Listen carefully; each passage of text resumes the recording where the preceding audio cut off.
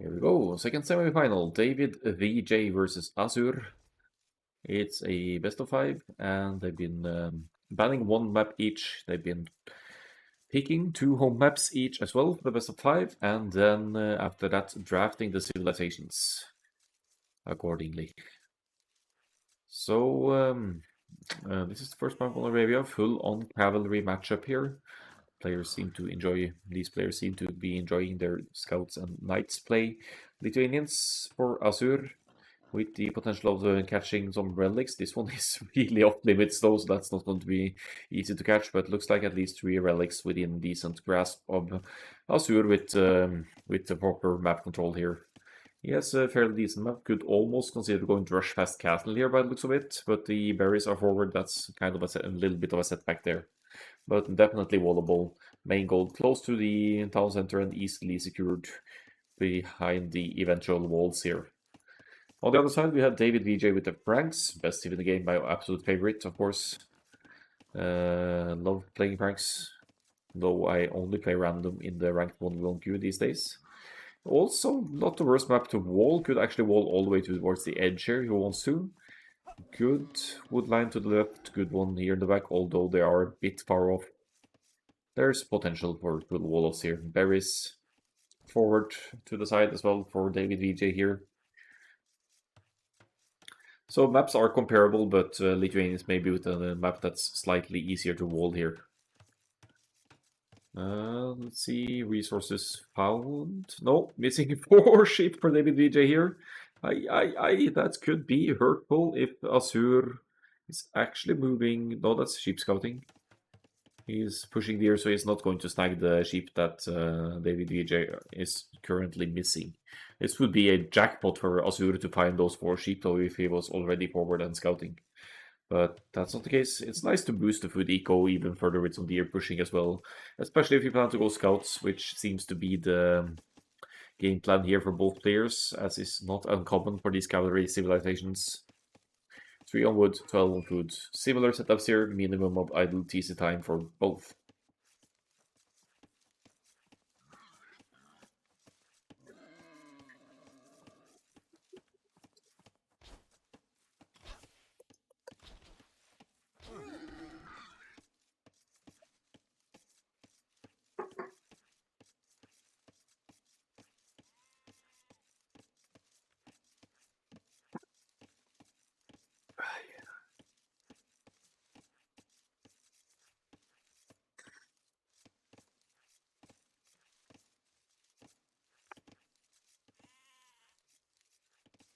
Four on berries for both. This is customary for the scouts as well. Extending to the second woodland now, not sending the weak villager along as as should be. No early walls here, no sign of a barracks yet, but that doesn't need to go up before you're at like 60% feudal age, so no hurry there for Asur. Going for the 18 pop up here with a minimum of idle time should buy Lithuanians a decent advantage over Franks here, considering that the Franks get plus... What? How are they both missing those sheep by 1 tile? Oh!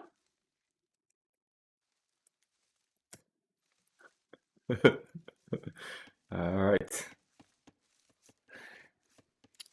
Well, yes, with 20 pot map, Asur going for the scouts here against Franks seems risky, obviously, but with it's almost more than a minute quicker uptime, you could get more scouts out in time to contest the Franks numbers and get a decent fight out after. Could even delay the barracks from going up if Asur is on point here.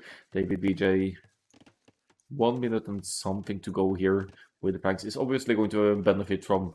If you can defend off the initial scouts from the Canadian series, obviously going to benefit from stronger economy going up with more population here to benefit the farms of Franks that get horse collar instantly as well. Franks just have a better boom long term overall. But Asur with the earlier uptime has a spearman out, has a scout out, has no scouts whatsoever in queue here. But alright, to take it back, maybe he's going to play it more defensively and instead try and beat the Franks to the Castle Age. I love the fact that they're playing it quite open here. Stables going up for the Franks as well now, but the starting scout of DavidVJ will be going down to Asur's defensive here.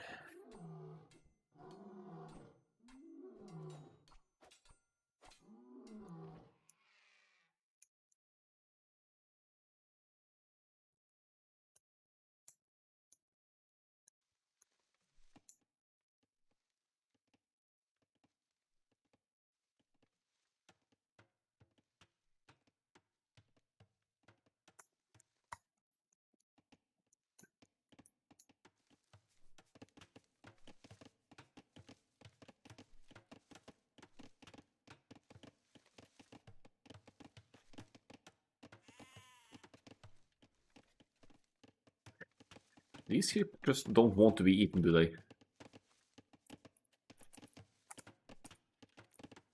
Oh, he found them! He found them!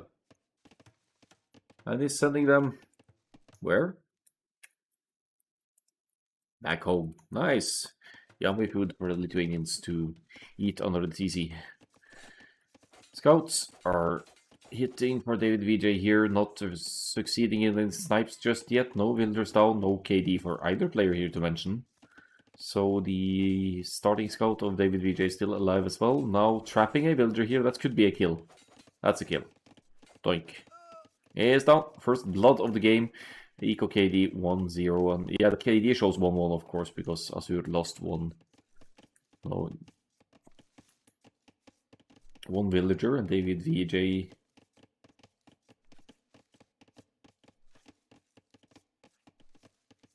lost one scout, maybe, starting scout.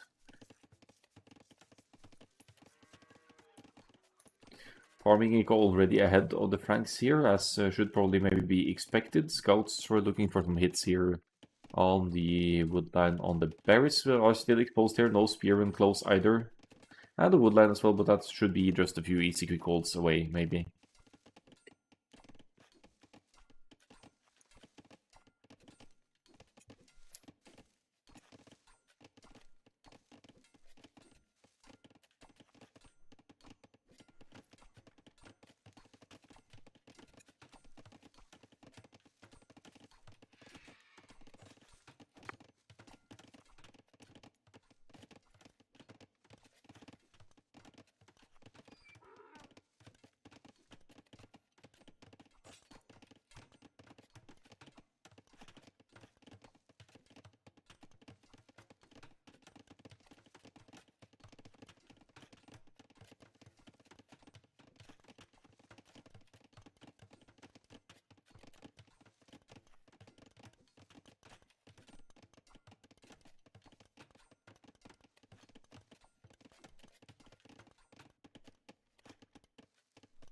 So scouts not having too much success for either player, I would say. One villager down for Asur is arguably a win for DavidVJ. There seems to be 2 villagers lead for DavidVJ overall here, with slightly less idleness time at home. But now the walls go up and the players are preparing for that Castle Age transition, one that DavidVJ seems to be slightly ahead of here, with more healthier farming eco here, and gone a bit earlier to gold by the looks of it. Blue Spearman goes down forward there, and DavidVJ with the Spearman defense here to chase Asur's scout.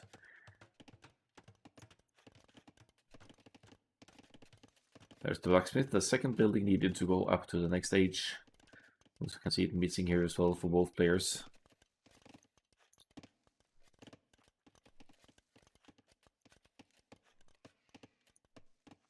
I can't help but thinking if Lithuanians could have done a different play here, play a rush, maybe a Dark Age rush to set back the Franks, but also not risk taking a scout-on-scout fight versus Franks, because Franks will have more hit points overall, 54, they get plus 20 hit points on the cavalry line starting in the feudal age.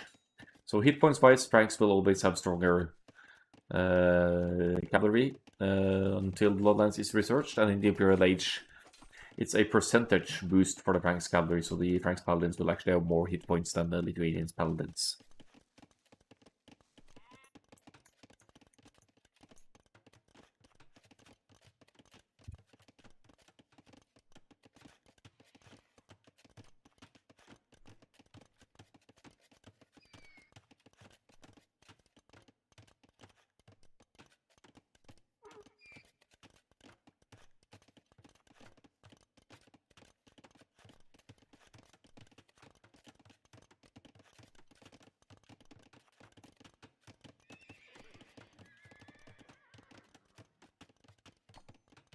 Yeah, so DavidVJ going to be the reaching the castle age first here, doing not just one additional stable, but two, so triple stables here for Franks to extend military numbers and take or keep the map control, depending.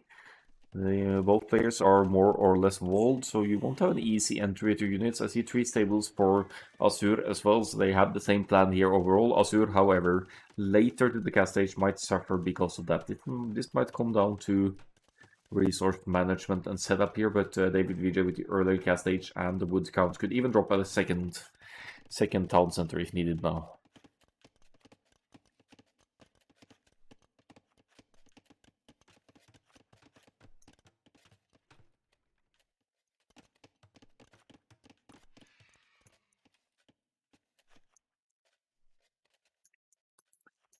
It's the infamous Spearman Rush moving forward here now. Iron casting second attack upgrade for DavidVJ here. I like that call for Franks against Lithuanians, because Lithuanians will suddenly get a attack boost for their cavalry if they gather relics. So if you're early with the iron casting, you will have a temporary advantage over Lithuanians, who usually don't stress those attack upgrades for the cavalry line units, because they will eventually get some from the relics anyway. Although it stacks above that, of course. If you have the backnet upgrades as well, you get even more attack.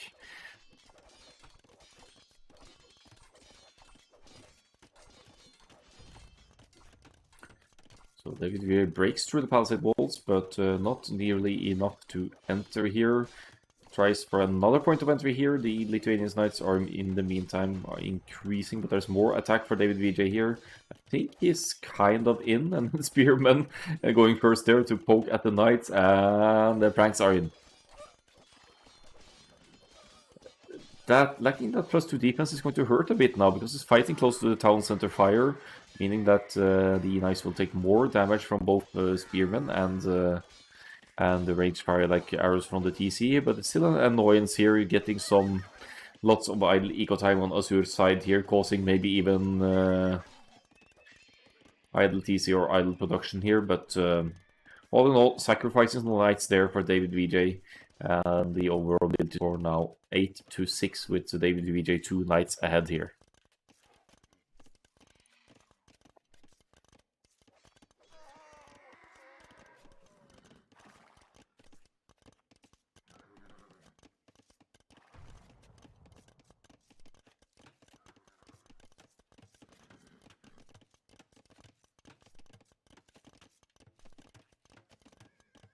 So very compact base here for the Lithuanians. We see the second town center now going up for DavidVJ here on the woodline. And farm eco seems roughly similar here between the players. 15 farms for the Lithuanians. Yeah, okay, so less good income overall for Asur here. And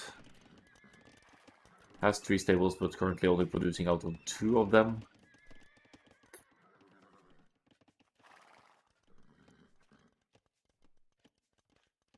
Can't help but feel like Franks should start contesting some relics here. Let's see first scouting for both players here. DavidVJ at least he knows the location of all 5 relics, and Asur knows about 3 of them, missing a few of them, so he doesn't really seem to want to contest the relics just yet, more rather just contest the map control and leave the relics for later for the late game.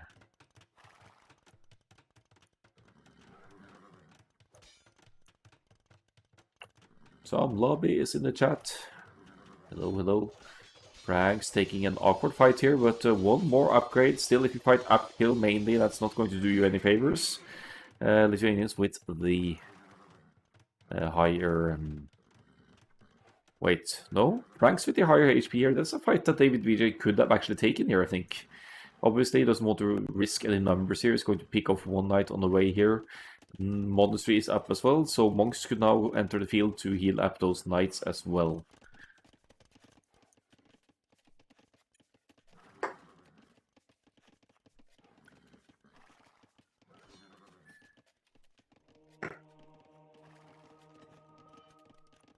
Oh, that's a conversion, if I've ever seen any.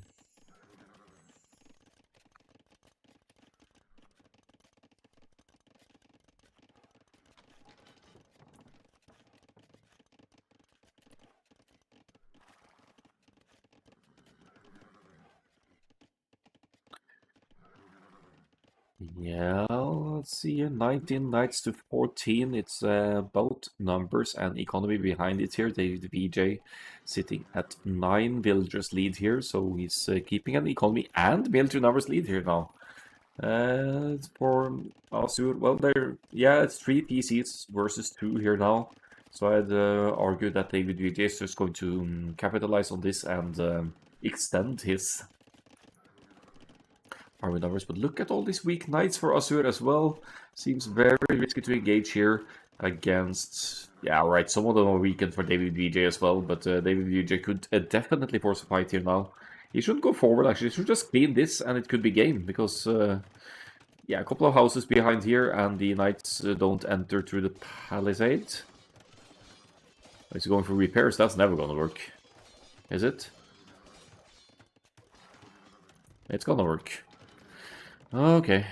Anyway, chasing the numbers here now, and DavidVJ with superior numbers and hit points. They're 1000 more HP overall, so having weak knights in the mix isn't doing Asur any favors. Couple of knights there trying... I think he's trying to get us around here.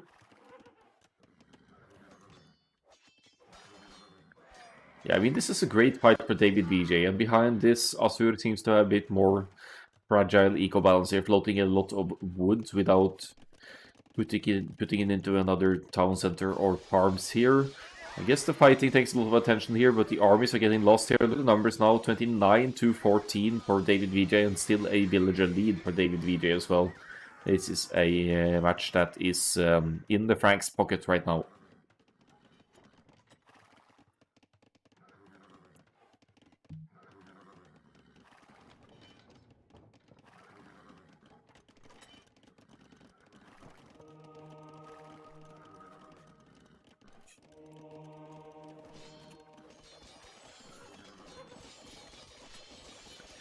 And well, we have Yellow Knights entering the base. Very soon, Asur realizes there's not enough numbers, or monks, or no pike switch inside here.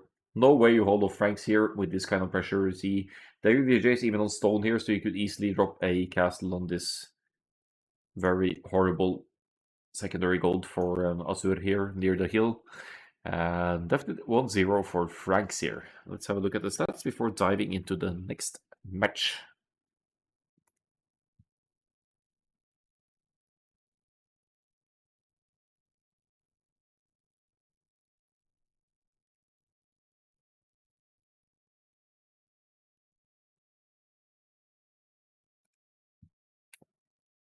We want 22 here. Economy dominance for Franks here with more builders overall. Early uptime for the Lithuanians there had some potential to it, but didn't do enough for Asur, sadly.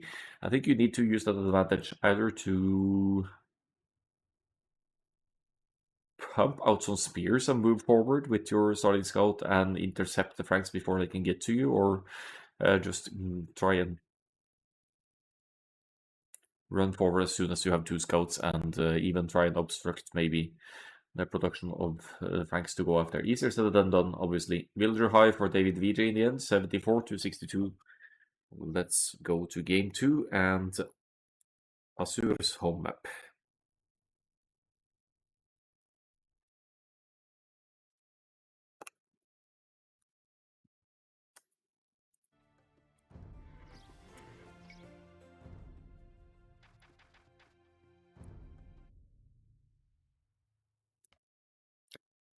Game 2 on Kilimanjaro.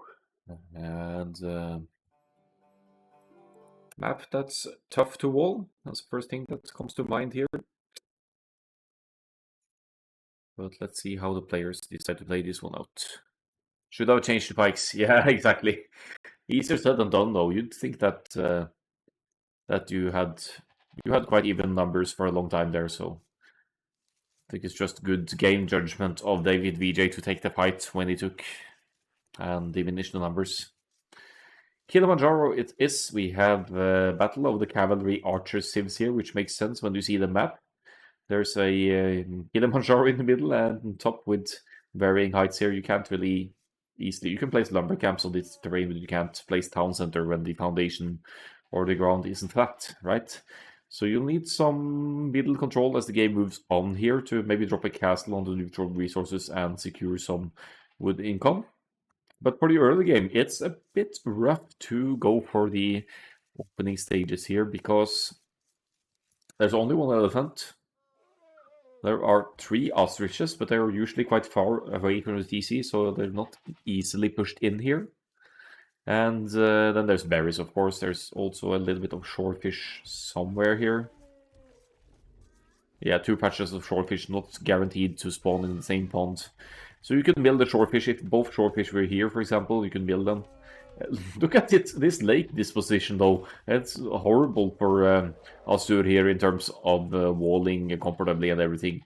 It's just so little safety around here. It's not beautiful on DavidVJ's side either, but the lakes are at least a bit more further out, which helps out a bit. The ostrich may be even harder to push, though, with the lake and the woodline in the way here.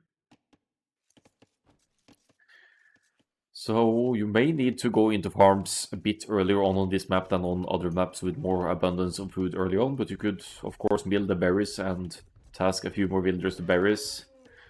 Or you could, as said, you could go for the shorefish. Where's the shorefish here? We have... Yeah, so DavidVJ could actually mill the shorefish here, which is so quickly collected. There's 400 food worth of fish here. So if you place your first mill here, then you can collect food at a quick rate, which will benefit your early food economy and hence the uptime.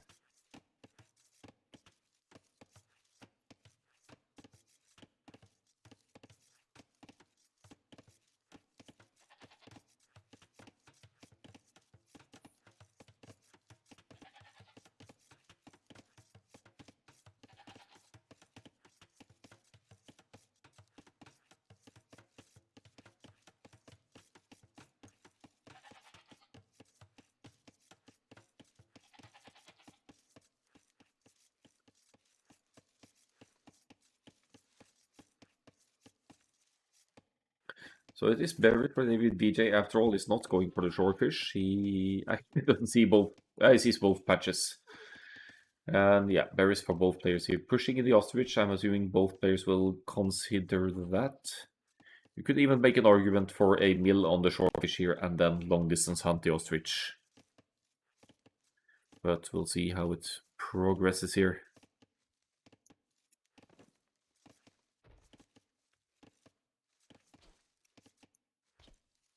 It is indeed long distance hunting here, so risky business from DavidVJ here. But he's scouting the enemy side though. But if Asur here would go for not the scouts, but for say a pre-mill work, which you could arguably do with Tatars here and the food boost from sheep, then those long distance hunters would be in trouble.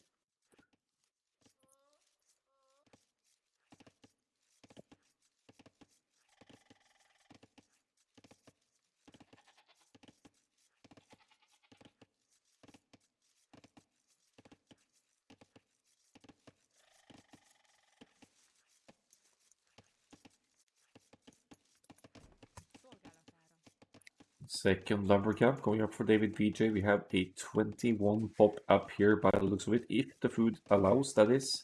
Might need to wait for the hunt to come in here before clicking up. Some force dropping in progress here in hopes of getting up, but that's going to cost some serious idle TC time before clicking the feudal age, and it's not going to be click up before the villagers can garrison here. Lots of time lost there for DavidVJ. 1 whole villager's worth of time before clicking up. Asur sees the long distance hunter, sees the town center as well, and may or may not lose the starting scout here. Nice little dodge there, causing just further idle eco time for DavidVJ. So Asur is going 20 watt pop, 21 maybe as well, but with less idle TC time and should be up well ahead of DavidVJ here. Poke. Barracks gets slightly delayed. Garrison, man! Yeah, that's a good hit on the scout.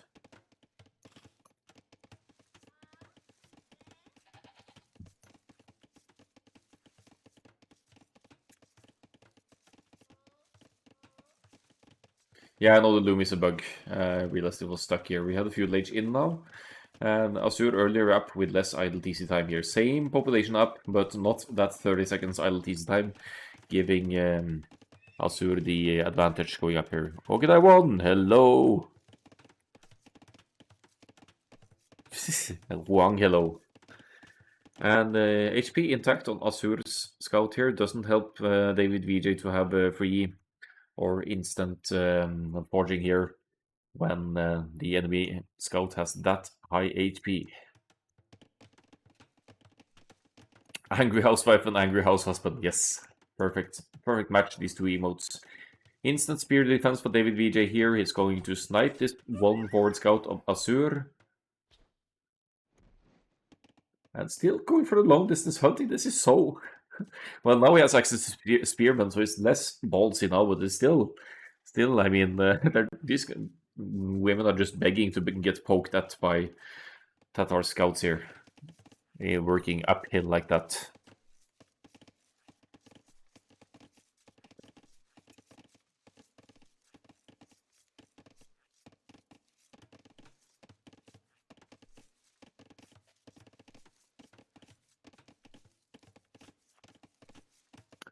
Alright, so 2 scouts in the queue for Asur, or on the field rather, for Asur. 3 scouts for DavidVJ, so DavidVJ killing that 1 scout has taken the numbers in his favor here. He has that forging instantly as well, so in equal numbers it should always be Magar's fights, unless Tatars are able to take a little bit of hill advantage, which they will benefit extra from with a total of 50% extra damage. I don't see DavidVJ easily allowing uphill advantage for Tatars here though, but the Spearman with that long pointy stick there chases those 2 Magyar scouts away. They don't dare engage against pointy boy.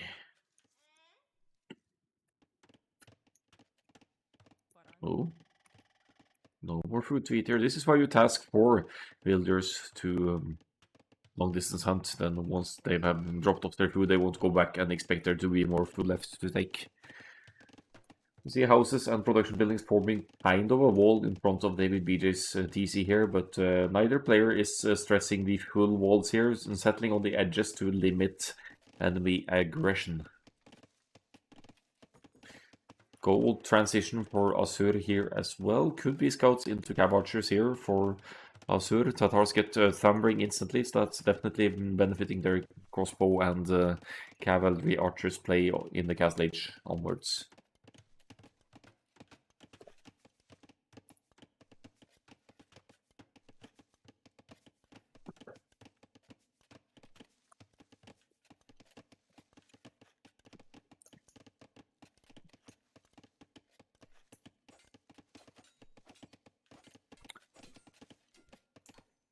Oh nice, I was watching their games as well. Now I stay here while I'm getting lunch. This is second game indeed. Ah, so you watch them live. Yeah, that should be... That's allowed, of course. The final will be live, so no... So... hopefully, at least. I know they have scheduled it. I just don't know yet, because I didn't want any spoilers for the semi-final. So Snapey already knows. Of course, he was one of the other finalists, winning the previous semi-final. Spoilers, oops. And will be up against the winner of this best of 5. I think I remember Asur saying that he doesn't really like Kilimanjaro, but he never loses on it. So he kind of has to pick it as a home map. I think that was Asur saying that. So some big shoes to fill here for DavidVJ to take Asur off the Kilimanjaro win streak. And so decent pick up there on the forward scout.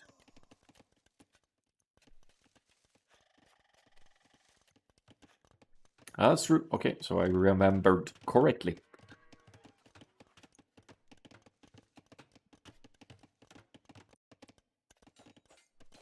Oh, there's some scout aggression here. I need to pay more attention to the minimap.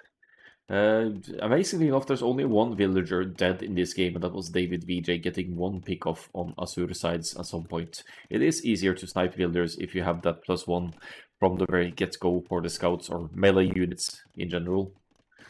DavidVJ with the last scout over here committing to a little bit of map scouting now. Very good scouting for DavidVJ. He's getting a grasp of the relics for the long game and also the neutral resources, which you will definitely need on Acropolis, since you have only 2 small golds to start out with.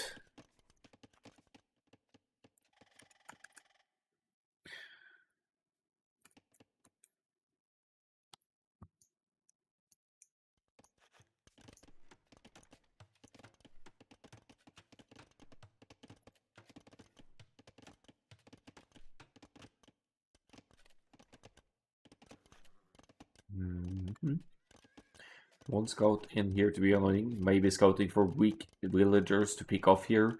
There is one here, but it's just too low HP. The scout is too low HP to take that risk under the town center. Otherwise, that would definitely be one to consider picking off.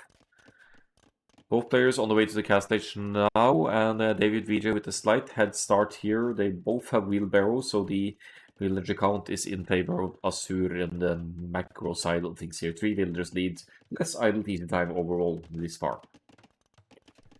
Which stems back to the dark age of DavidVJ, force dropping off food to get to the feudal age and essentially getting 30 seconds of idle TC time while trying that transition to feudal. That's what can happen on Kilimanjaro with the struggle for dark age food that is here.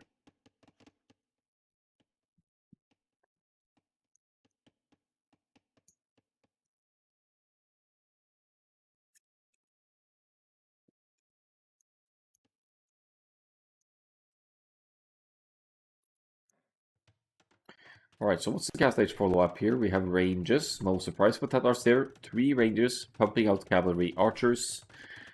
10 on wood, 10 on gold. Wood is going to be an issue in not too long here, so Asur can't sit behind the walls for too long here. Still only 1 wood left here, right? But with the cavalry archers to take map control and contest DavidVJ's armies on the field, it should be easier for Asur just to drop a lumber camp in the middle until he can afford a castle or a town center, maybe somewhere near a woodline, wherever that might be, maybe here, as a temporary solution. DavidVJ, however, not with the cavalry archers as my guys here, but with the knights that get +2 attack instantly and now has plus defense as well. So this knight's investment is going to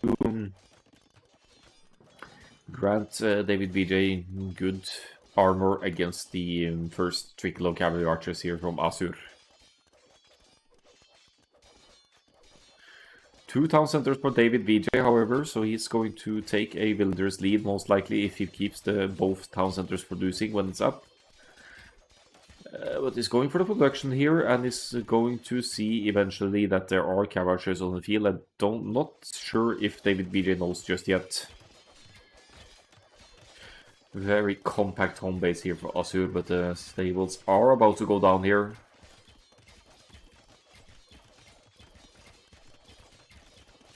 Or the stable rather. Yeah, it's him with 6 knights to raid here. Not sure if it's going to be enough. They might die quickly to cav archers, TC Fire, and Spearman here.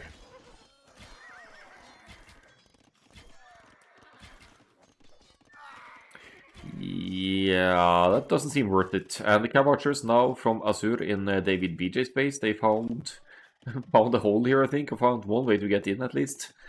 A hole, it's a big hole, big opening to the left-hand side, so that could be the explanation.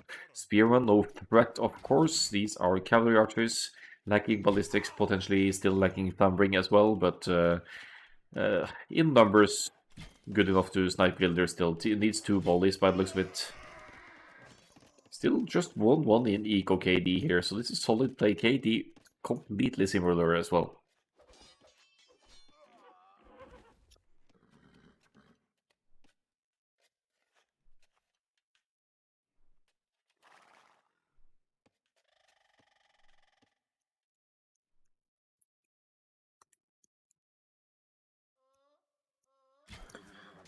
$60 military to 10 for Asur. He could keep hitting and running against the knights here, but he will need his spearmen or hopefully soon pikes to support as well against the knights offensive here.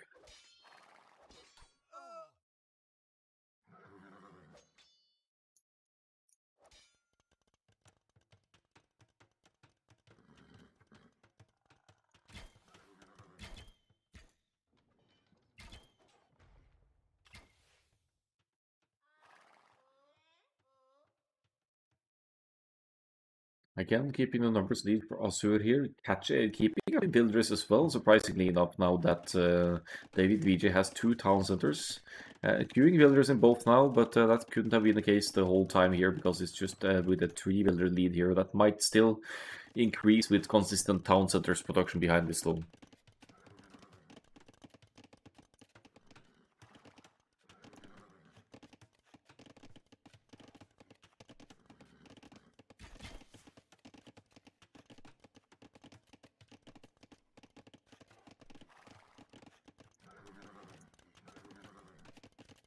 Easy entry for the Cavachers yet again here. We're going to get some builder snipes now. I think Asur, even with the town centers around the home base here of DavidVJ. Still no builder down. Lacking ballistics hurts here against moving targets, of course.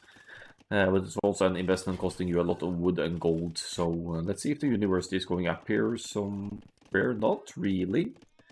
But second TC is up for Asur as well to secure some more wood access over here. We'll need to relocate those guys. Could take a lumber camp over here maybe or something to further boost the wood income. Hill advantage for Tatars to be seen here again, I think. More cavalry archers joining in the numbers here. You'll note that the knights have superior hit points though, even in the lower numbers here, 11 to 18. Cav archer with bloodlines has 70 hit points. Knight with bloodlines has 120, so that's one factor to consider as well. This is a nice choke point for the Tatars Cav archers to take though. Look at the knights numbers dwindling here for DavidVJ. 2 stables consistently producing, but Asur losing far less numbers here and also has 3 production buildings queuing units. And DavidVJ allowing Asur to use the hill advantage of Tatars here. That's a great fight for Asur. As DavidVJ wants to really take the boom lead here, dropping the 3rd town center to extend the builder numbers as well.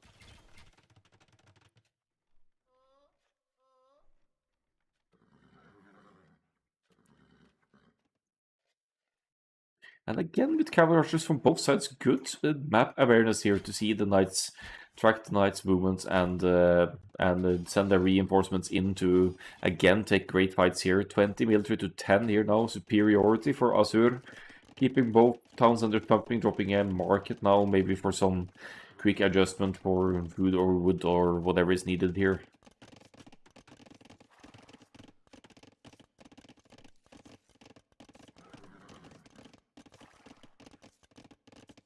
Oh, but this is dangerous though. This could mean some dead builders, especially if DavidVJ sees the location of the lumberjacks down here. May or may not be seeing some chopped trees here, but with TC, cover fire, and cavalry archers from behind, again the knights numbers will be cleaned up for DavidVJ. Elite skirmishers on the way, as we can see.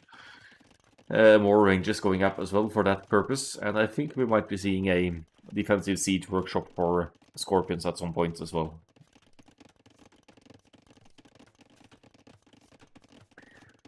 So this is like a reverse of the Arabia game, I would say, with players, one player having a much larger army mass and taking better fights than the other. Some dangerous exposed woodlines for Asur, but as I said earlier, with the army numbers and the mobility and map control that Asur has here, it's far less dangerous for Asur to take the neutral resources than it is for his opponent. DavidVJ with stone enough for a castle though, will probably be placing that to secure some wood, yeah.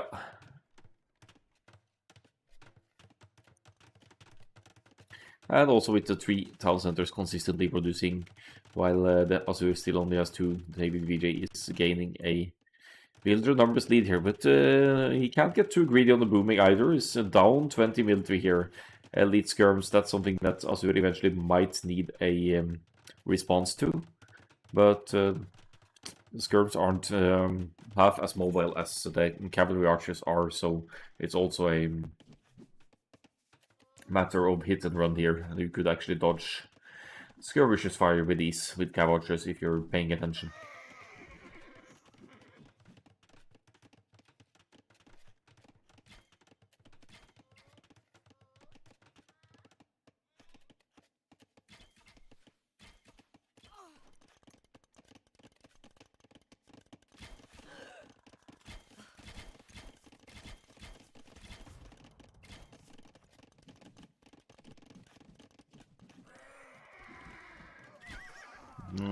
That's a questionable fight to try and focus on elite skirms here. They are lacking the second armor though, so that might be why Asur is trying to snipe some numbers here. But you never want to lose your critical cavalry archer mass, so it's better just to dodge the skirmishers and try and look for damage otherwise. Asur has the university up, but for some other ballistics just kicked in. So that's going to mean some builder snipes and evening out the numbers here. Asur with still only 2 town centers, 3 for DavidVJ, so DavidVJ still keeps that builder lead and a somewhat healthy economy behind this. He has been mining stone though, which means that the overall income for Asur should be more healthy, not having tasked builders to stone, but focusing on other resources to facilitate masses of army like the cav archers we're seeing here.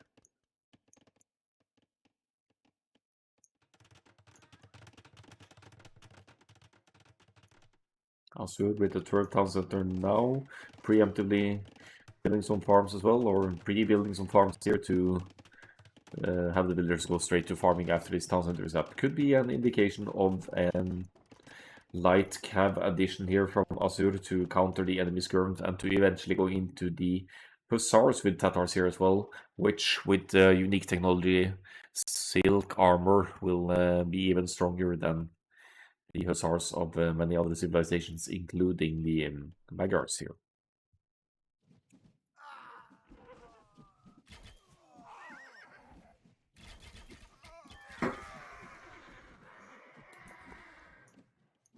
And Imperial Age on the way for Asur here.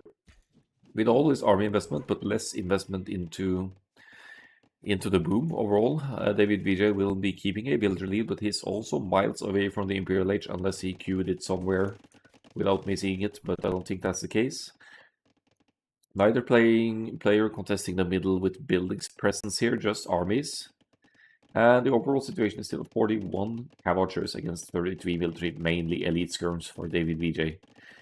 Asur now looping around to the back here, might find this exposed woodline to get some juicy villager kills over here outside of castle range. That's lucky, I think, to a spot. Well, he knows there's wood there, obviously, so maybe not lucky after all, but lucky to find so many villagers here. Yeah. There's some amazing raids before the skirmishers can catch up here. 28-9 eco KD. DavidVJ suddenly finding himself behind the villagers here. And yeah, 8 villagers difference. Nice little quick palisade there to try and keep the cavalry archers from moving further in, but they will find their way. And where does DavidVJ go from here when he sees that Imperial Age kick in less than 1 minute here?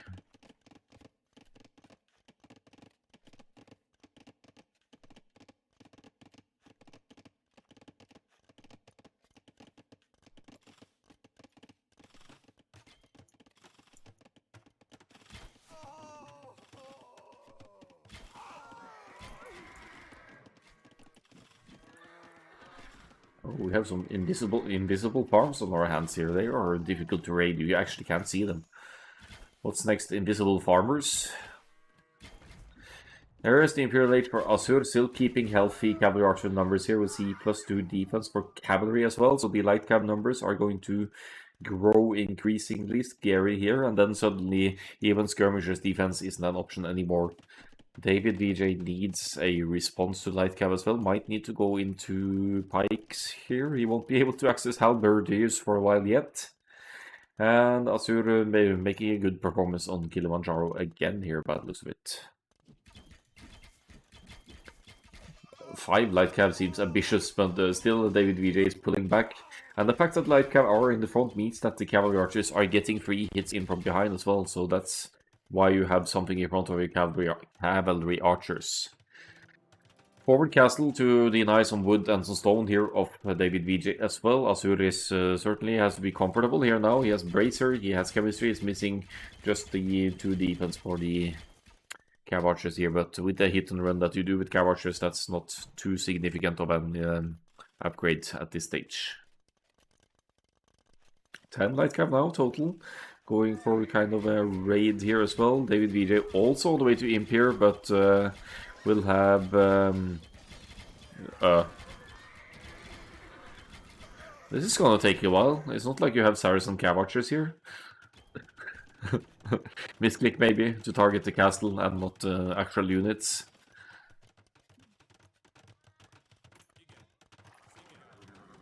I was going to say DavidVJ doesn't have a whole lot of army to benefit from the Imperial Age upgrade. It does have 52 military and it's all skirmishers.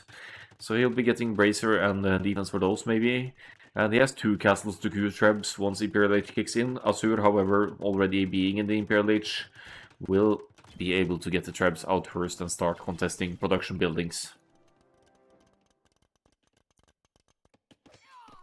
Some sneaky raids here with the leftover knights from DavidVJ. Did get a villager or 2 there, but look at the eco KD again, 40 to 11 here. Asur with a solid economic lead over the opponent here. Middle presence as well, castle farming underneath the castle here to get that coup deco rolling for further light cavalry and hussar investment here for Asur.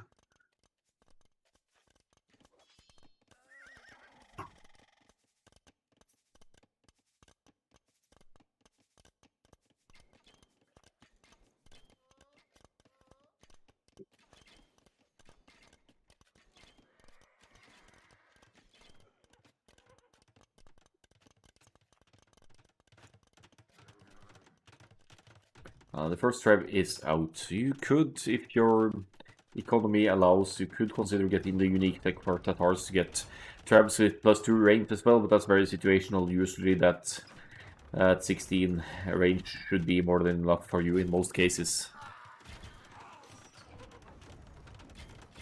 Light cav. Asur really needs Hussar here, I think, to more efficiently deal with the skirms here, but they don't have Imperial Age upgrades yet.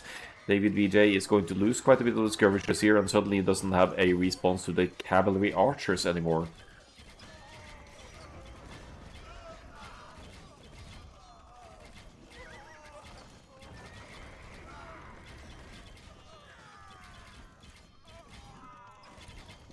Oh yes, that's 1 castle down for DavidVJ, and he realizes he's just too far behind here in economy, in army, losing most of the defense he had here against the cavalry archers offensive.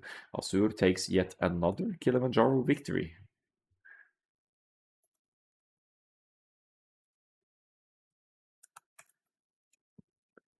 So for the stats here, horse collar at roughly the same time, double bit axe behind here as well, most likely, since they both get bow soul later on, much later for DavidVJ, but that's not the most significant thing here. Military score should show the superiority for Asur here, more units overall as well, and should have more solid economy, being always the aggressor with Tatars here, and using the cavalry archers cleverly to track the knights' movement of DavidVJ to this reinforcement into get sort of a surround in on the knights, and surprisingly larger numbers for DavidVJ maybe in the engagements. Uptimes, pretty similar cast stage, Imperial much later for DavidVJ, and maybe the deciding factor here to get those crucial upgrades for the cav archer mass before the opponents can get to Imperial Age defenses. Let's go to game 3 and DavidVJ's first home map.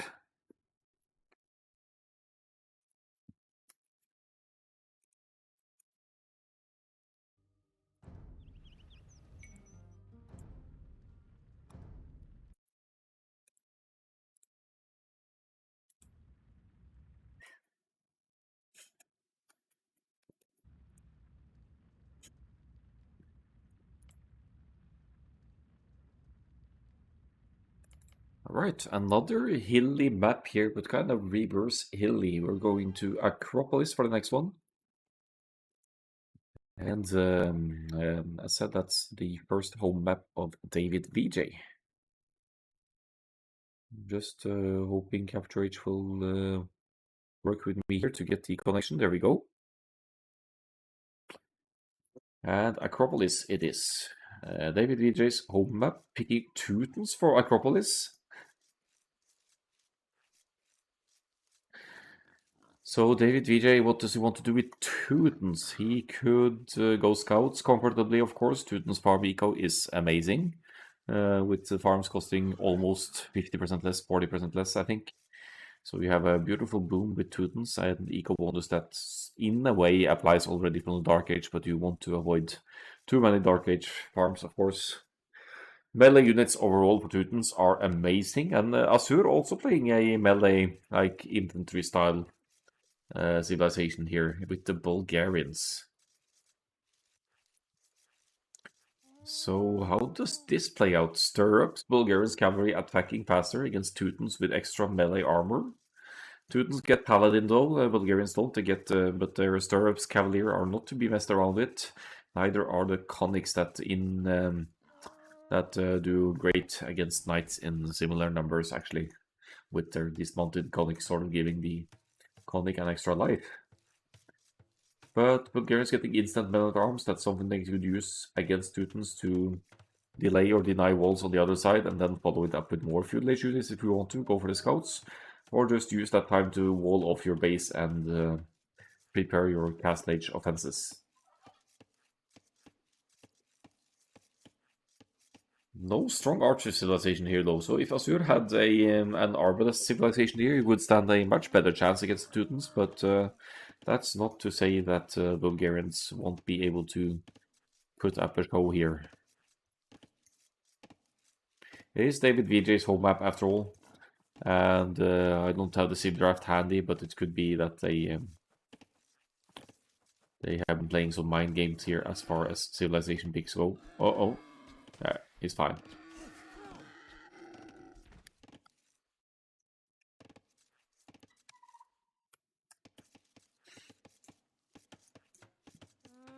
Pushing some deer as well to boost the food income. That could also be indicative of a scout's play here, but I see 4 on wood for Asur.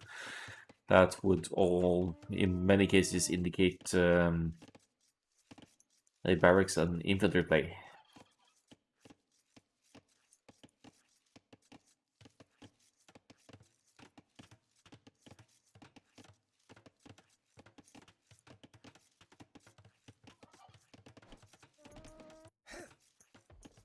So see both players pushing in the deer here to really boost the food income. Still kind of believe in men at arms for the Bulgarians and scouts for the Teutons. And depending on the uptimes, if you have, say you have 3 men at arms on the field, if you have 4 scouts, you should be able to take a fight and focus on the men at arms. While that will negate your scouts' offensive, of course, but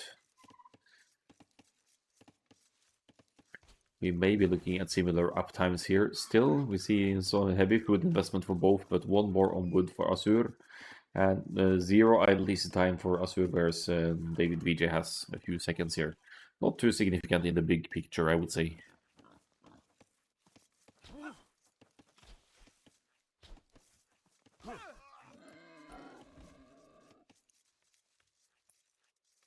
Oh, but 2 sheep missing. That's a bit unfortunate for DavidVJ. He did the neglect scouting his sheep in the first game as well. I think that was DavidVJ's side, but here they come.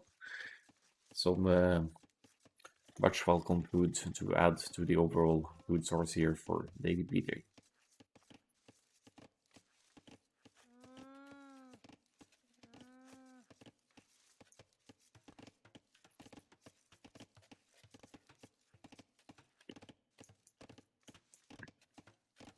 Walling already for Asur, 22 pop men at arms by the looks of it. Although the barracks isn't quite up yet, which is confusing to me. Could maybe still be the scouts then. But there's gold being collected. Color me confused, but the barracks will be rushed up before the fuel age, then we can hope, unless it's plans of the football castle age approach here. 24 villagers, 24 pop up for Asur here. What is the plan with this?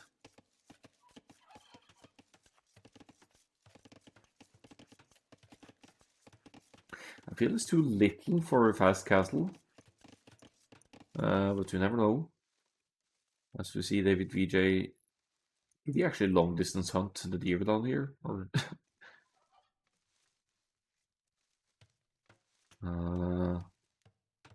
alright, lumber camp on the side of the woodline. Not in the back here where it would be arguably an easier wall off to keep the villagers safe. So confident lumber camp there for DavidVJ then. Barracks goes up, Asur sees it going up. And we'll see the fuel age kicking in soon enough as well. But the wood eco seems a bit off for DavidVJ here. Will, as a result of the early walling, will not have enough wood to drop the stables right away. So that's some momentum lost with Asur already going much later up to the fuel age here. Asur will be full walling here, but he will be dropping the barracks as well. Here, I guess? No? Yeah, I'm confused here. These players don't seem to like fast fuel age aggression. But DavidVJ 22 pop up here, dropping the stables. He is only going to run into walls on the other side, something that he's going to be seeing very soon here when scouting the enemy base at the 11.5 minute. Surprise! You're not welcome here.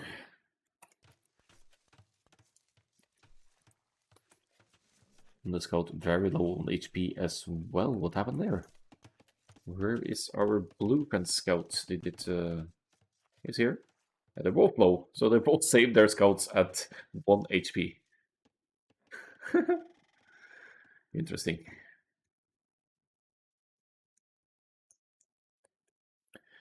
DavidVJ now with 2 scouts, but again, he won't have any... Where is that open? Oh, that's stragglers. Won't have any easy entry here. Is still going to be an annoyance, but I think that's an annoyance Asur will happily take here with the blacksmith stable fast castle build here with 28 pop going up now. So that's what pushing in the deer can do for you. It boosts your early food economy, and if you're doing it correctly, you'll be able to afford it with the Bulgarians like here. That's going to give Asur a massive advantage with the much earlier castle age here, and also not having invested into fuel age army at all here by the looks of it, just relying on walls to keep DavidVJ scouts out. Now I'm beginning to favor Bulgarians here, but a bit too soon to call it.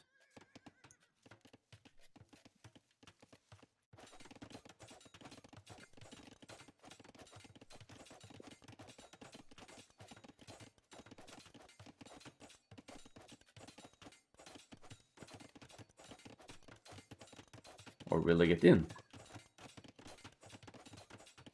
Nah.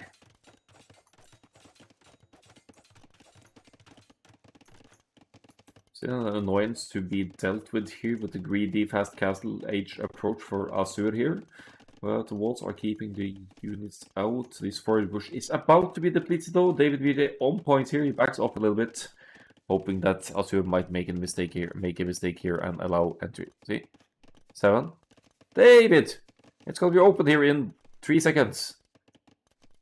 Oh! Oh! Oh, perfect timing. He's in. He is trapped.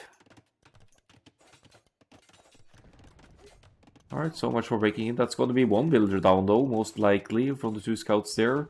And loss that Asur probably can live with being in the castle age now with 2 stables to pump out knights as far as eco allows. Only 1 of them producing. But even just 1 knight is enough to clean up these scouts, no problem. DavidVJ, not too far up that castle age click, but he's also far behind in the progression here. Granted, he'll be going to the castle age with slightly stronger economy here, but it's still 2.5 minutes to go. Where Asur, in the meantime, will be able to get some strong units out on the field and maybe get some raids in on the expansion to the sides here. Not the most extensive scouting ever on the left-hand side for Asur though, but let's hope we find some opportunities to raid here. No upgrades on the knights, and reasonably so with the quick castlage that Asur pulled off here with the Bulgarians. But a power spike in the castlage is a power spike. We see DavidVJ preparing to go for Spearman and Pike defense here for Teutons, which is stronger for Teutons than for others, as Teutons are granted +1 melee armor in the Castle Age and another +1 in the Imperial Age as well. 2 knights, 1 scout. There is an opening here, but that's going to be plugged.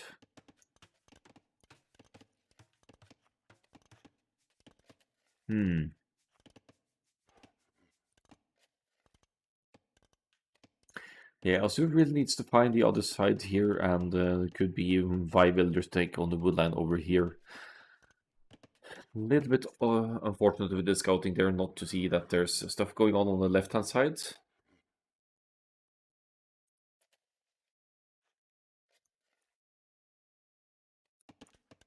Also, not really, 2 stables here, but not really committing into double stable, not producing for the stables at all. That's an investment I don't quite understand. Why build a second stable when you're not going to use it? Why not just, and not even get... Yeah, Bloodlines has been gotten here, but they're not being used. That's puzzling to me. Here they go, though. Will I find the woodline to the left-hand side now?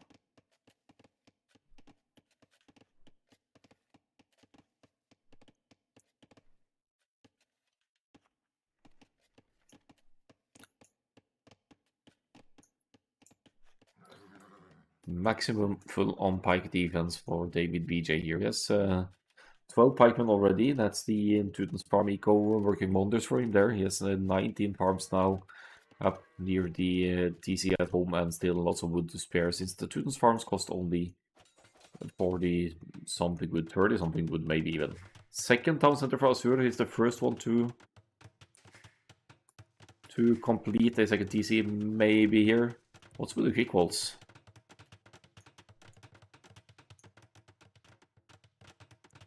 We're scared on point to boys, but looks like it.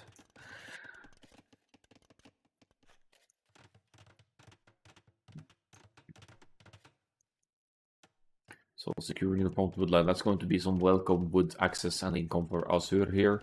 Could drop multiple TCs more with the once the wood income allows as well. I'm puzzled by the army investment here. 2 stables to make 2 knights.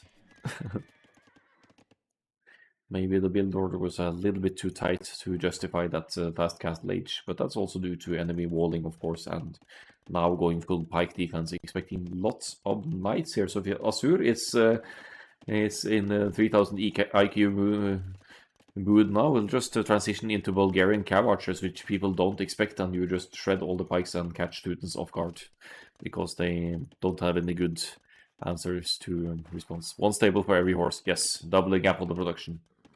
I see.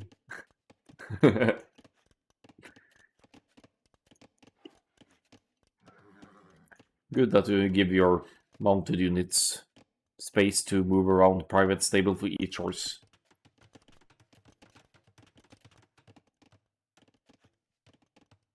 They are still alive though, I'll give them that, but this is looking scary. Rip horse. You didn't do much good anyway.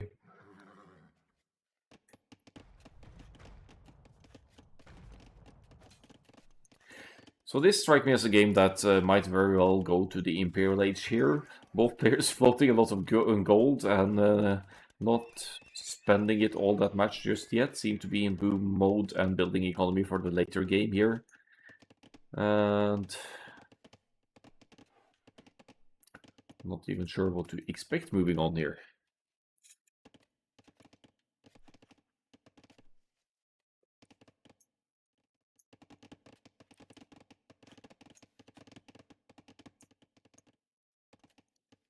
I see Pike Seed push for with potential for DavidVJ here. Honestly, there's an decentralized TC down here. You even have a small hill which you could use for your siege to push. Market going up for Asur now needs to sort out that floating of gold that's in the bank there. Long swords. A valid call against the pikes, of course. Arguably the best counter, aside from crossbows and these kinds of ranged options. 6 on stone for Asur as well means that we might see a castle or a crab post in not too long here.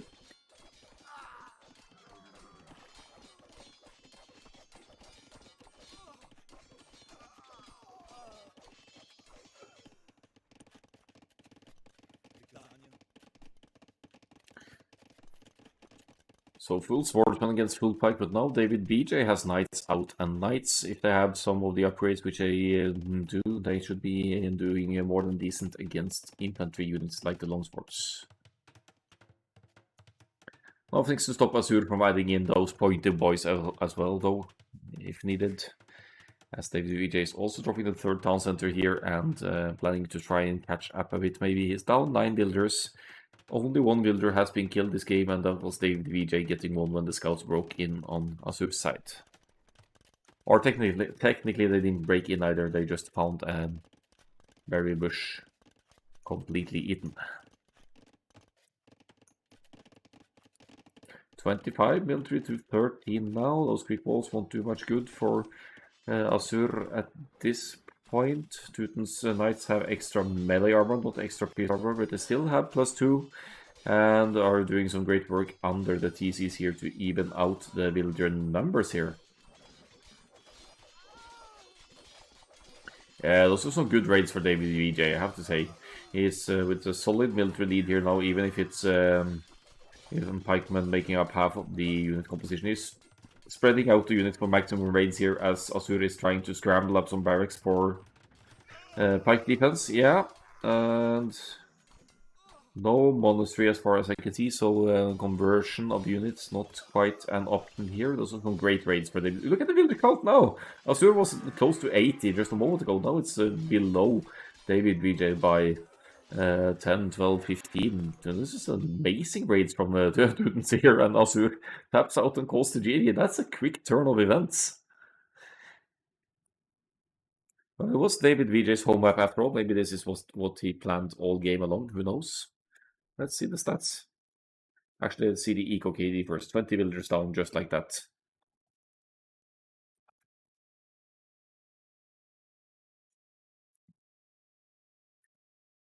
So military KD 35, 37 in the end, but 20 of those were villagers. So that's obviously great value for DavidVJ there, taking his window of opportunity to deal some serious damage. Food, wood, and gold situation not too shabby for the Teutons there. And Asur's eco balance maybe a tad off there with lots of gold in the bank, not being able to spend it, lacking the other resources.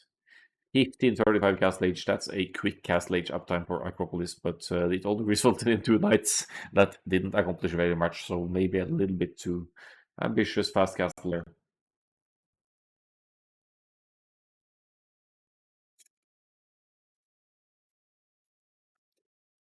Alright, let's bring up the next one. Game 4.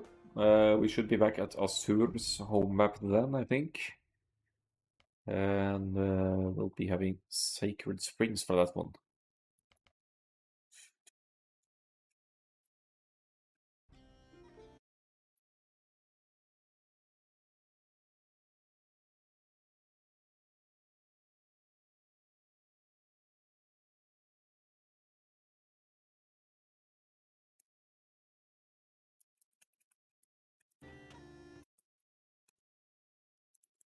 Okay, so I think I need to restart Capture Each here for this to work for me. That should be alright. Be a quick work here.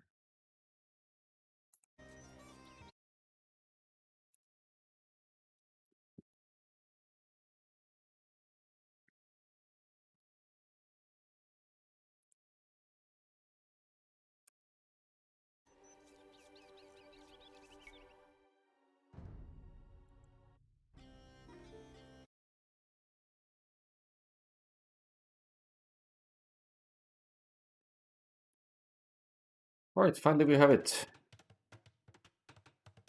DavidVJ versus Asur, game 4. In the middle elo bracket of my tournament, at 1300 to 1500 bracket, we have Sacred Springs here. No Indians, as you can see. They were probably banned because they are more or less the go-to civilization for this map, with all of the shorefish that Indians collect 10% faster. So we have Khmer versus Slabs here. Interesting. Slabs, amazing farm ecos. They have good options for going Scouts Rush, or then in the very late game to go for Hussar spam as needed on this very open map. But we have Khmer that could garrison inside houses to kind of prevent or survive raids, and also don't need any prerequisite buildings to click up to the next age, so they could have, or to unlock other buildings. So Khmer could comfortably go just straight stable in the feudal age if they want to. But on this very open map where you'd expect the other player to go scouts, you'd still want a barracks even as Khmer, I'd say. So it's definitely about the pounds here. You want to take them earlier rather than later here. It's giving you a quick food boost with the shorefish collecting. Yeah, it was the second fastest food source in the game after Mongol's Hunt. So that says something about the collection rate of shorefish if you can control 1 or 2 shorefish areas here.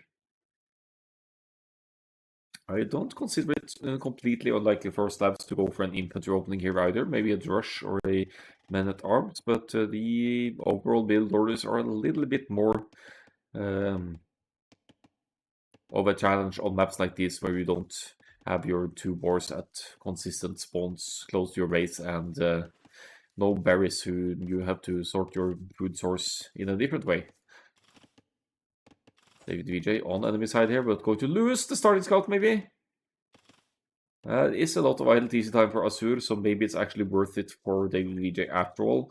But he has more idle TC time at home as well, so, and he's going to lose his starting scout. So if DavidVJ was planning a Khmer scout rush here, he's going to be looking at 1 less scout to contribute there.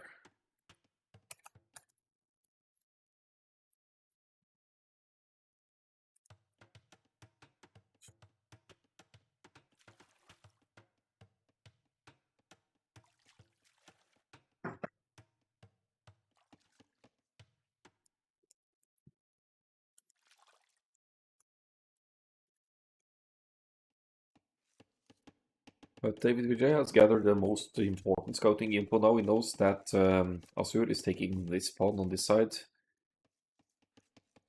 So that's going to be the area to hit early feudal age for DavidVJ, I think.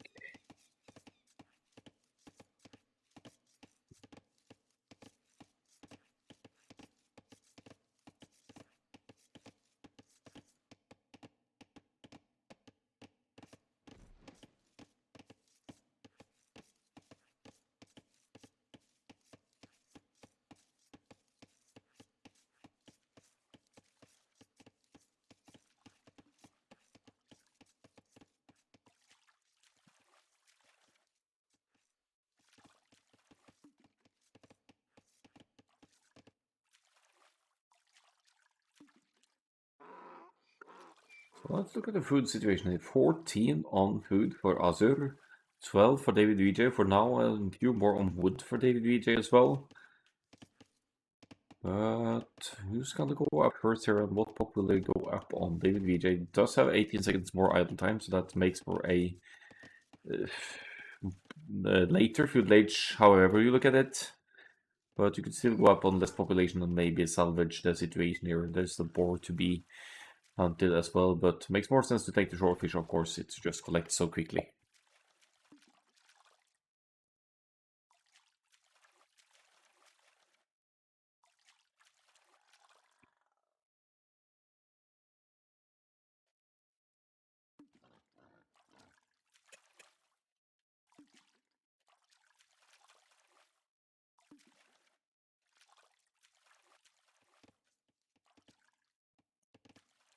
Yeah, so feudal age on the way for Asur. That's going to give Slabs a head start by almost a minute here. Oh, no, never mind, not a minute. But there's still some seconds to be reckoned with there. It's the same. Yeah, it's 20 pop to 21 pop here, but Asur with less idle time behind this as well. Going to reach the feudal age with roughly a 20 seconds lead here.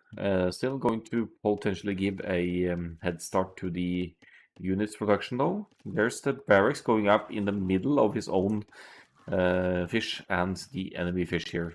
And the DavidVJ can do nothing about it. His scout is weakened to the point of where just one villager hit is enough. But it's debating Asur's villager away here though, so that's kind of a win in itself. Poke, 2 hits it is. Okay, so lives to see another day.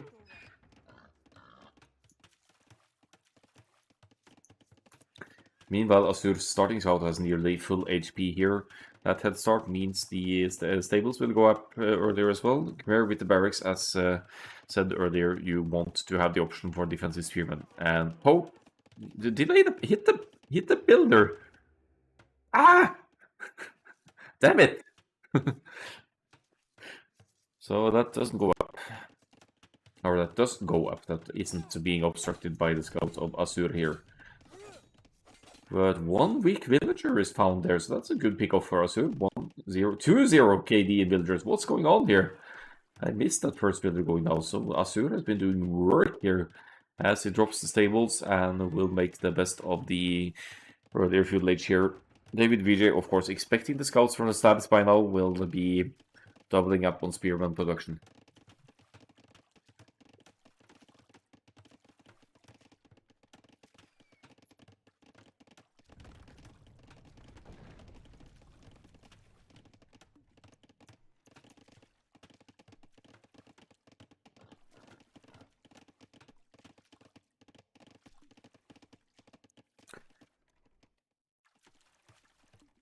Found a weak will on the fish earlier. Okay. Makes sense.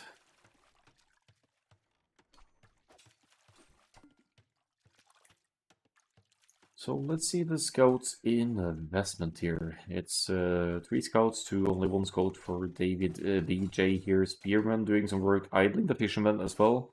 So even if you don't get villager kills, it's still idle equal time and it's obstructing your food income. But look at the bird farms there at work here as well. Town watch even for DavidVJ to extend the line of sight could be a measure to limit idle town center time as well.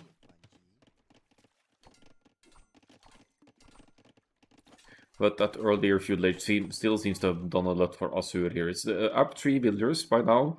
The players have roughly similar idle TC times here, so that's not a factor. The fact is that 1 villager is down. I was looking at KD earlier, not eco KD, so that was 1 villager down for DavidVJ. Still, positive KD for Asur here, 5-4 for now. DavidVJ doubling up on the spears, but for each spear that means wood and food investment, whereas Asur is mainly spending food here on the scouts and is hunting villagers where he can here. Full-on feudal age fighting, just like I want to see it.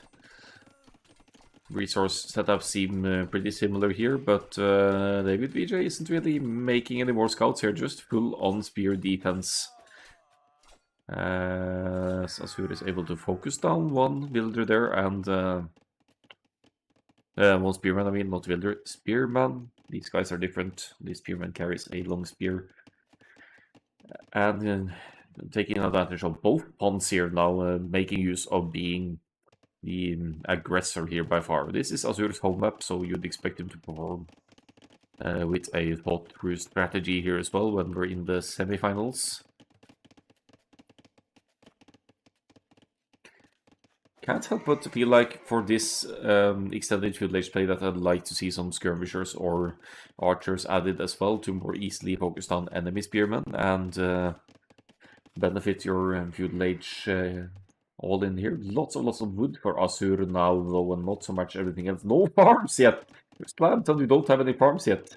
I mean, it's not like you need it with all this shorefish income, but the slabbed farms will still, they work faster, and that's just an amazing food source for the later game.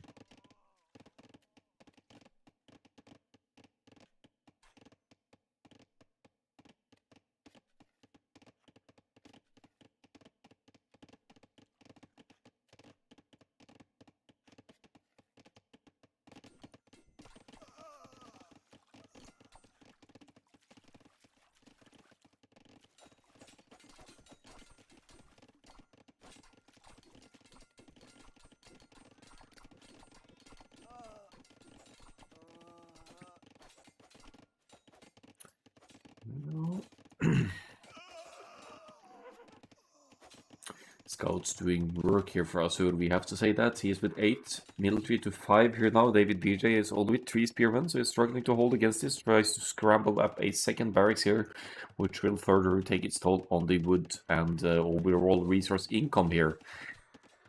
Asur hitting the woodland now, and he's again idling so much of DavidVJ's economy. I see a bit of counterattack here, just one spear poking away. He might actually get the kill here. But the Eco KD now 4-1, and DavidVJ still hasn't gone to gold and is miles away from that Castle Age transition. Look at all these idols! Oi, oi, oi.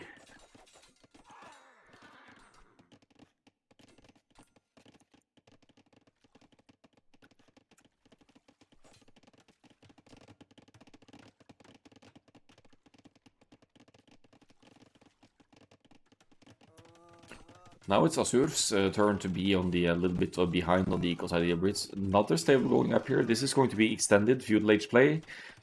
Some beautiful side farms going up around the TC here as well. But hey, who cares? They're faster working slabs farms. They don't need to be perfectly placed.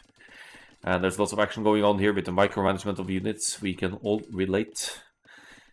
DavidVJ doing work with the Spearman and didn't get the upgrades, whereas Asur has forging those. So Asur, once he sends out some more spears and scouts to the field, will be taking better fights in equal numbers here as a result of that. You see it already, actually, that this one Spearman is doing work. Pound 1, week 1. Getting almost one more, and yeah, both players staying feudal age here with low economy.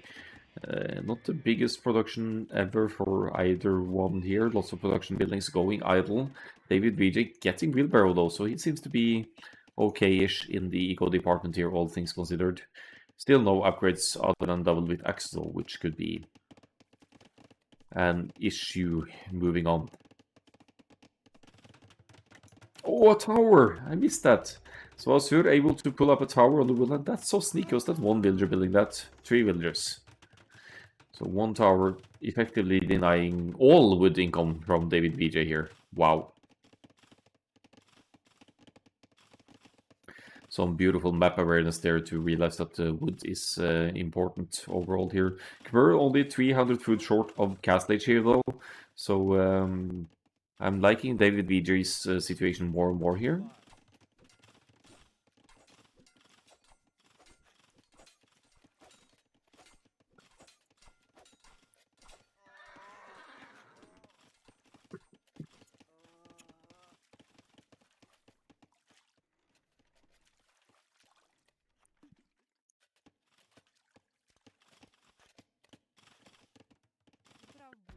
So the forward tower limiting wood access for a moment there for DavidVJ, but now he still has the food to go up to the Castle Age. We'll see how it's going to turn out. Look at this greedy dude here, Asur. Is getting the 3rd pond here, and he's sort of claiming control over the 4th one as well. So while slabs have amazing farmers working fast, if you can control more of the fish eco, why wouldn't you?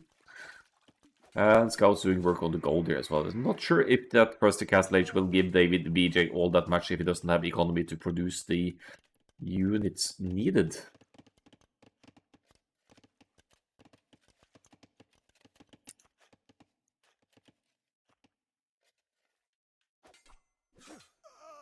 Chasing some villagers here could get. So there's one quite weak one. Quite a weak one. Oh, yes. Goes down. Nice.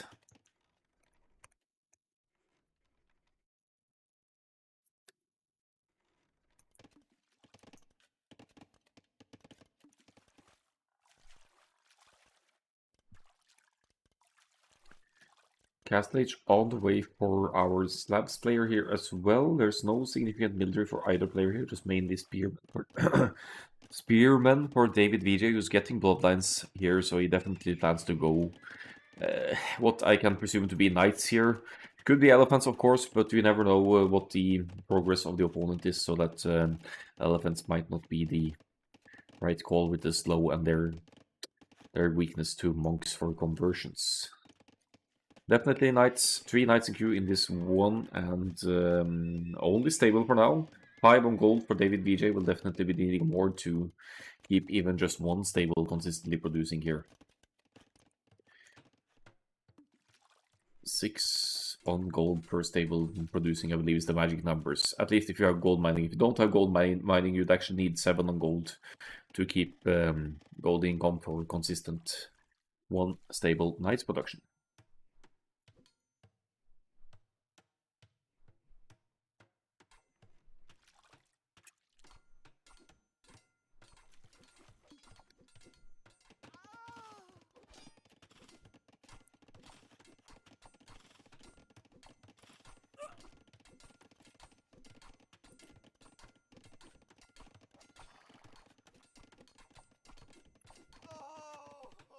Alright, spear numbers in abundance here for Asur. He has 9 of them by now, so if he can... And the economy is way better for slabs here. He could drop... if he had the stone, he could drop 2,000 right away. But it's going to be a siege push here for the slabs. And slabs have cheaper siege. Why here, though? 2 defensive siege workshops. It's going to be a pike and scorpions push here, maybe. Making quick work of the Khmer Knights here, and DavidVJ is still producing knights consistently, at least, and has 2 town centers up. Slabs, however, have cheaper siege weapons, so Asur here just makes use of the excess wood and goes into battering rams here to tear down production buildings, I can only guess here, and with pikes to defend against the knights trying to deal with the siege weapons. This knight has 1 HP and the pikeman doesn't get a single hit. That's one lucky knight. Why? Why not hit the weak one? Still a good forward here. The battering rams are moving forward. 2, soon to be 3 of them.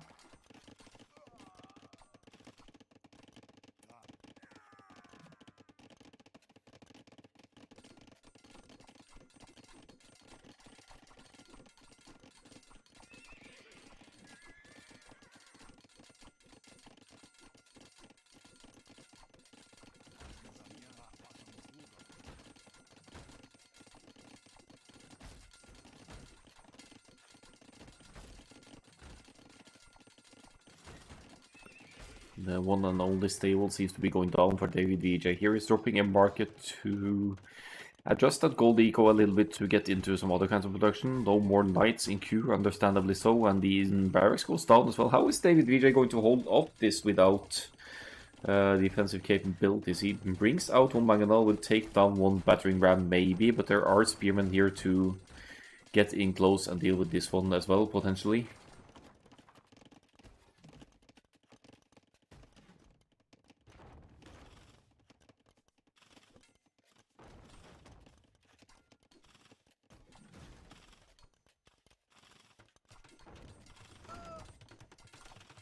Look at the panic repairs here. Like 5 builders repairing 1 mangonel to the point where there's barely any wood left to repair it. Pikes fighting under TC. There we go. It goes down. So that's some very much needed wood down the drain for David. Look at this wood. His wood is struggling really for wood here after idling the TC yet again. Idle eco timer. Just boosting up here for DavidVJ, and his idle TC time is twice as much of his opponents as well. I think Asur has this in the bag. He's even got stone for a forward castle now, which could go up on either side here to deny this TC and some farm eco.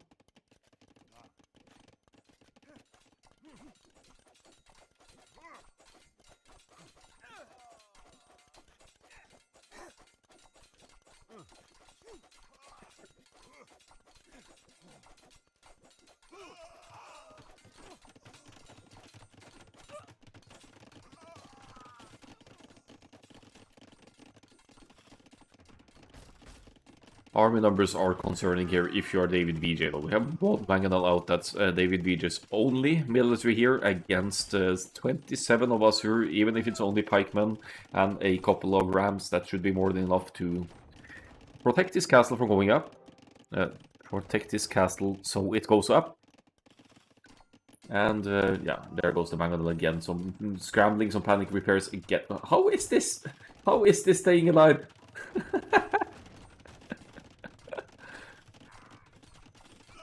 Crazy. But the castle, no way that that doesn't go up. This ram could almost snipe a Mangonel there, actually. Not joking around with castle here either. We have no less than 18 villagers building it. Could be the GG castle coming in here with Asur, with albeit low food economy here, something you never see from slabs. Has yeah, just more resources to spend overall here. More villagers. Still taking fish. Yeah, still taking a little bit of fish. And could now even make boyars from the castle to complement whatever other units are on the field.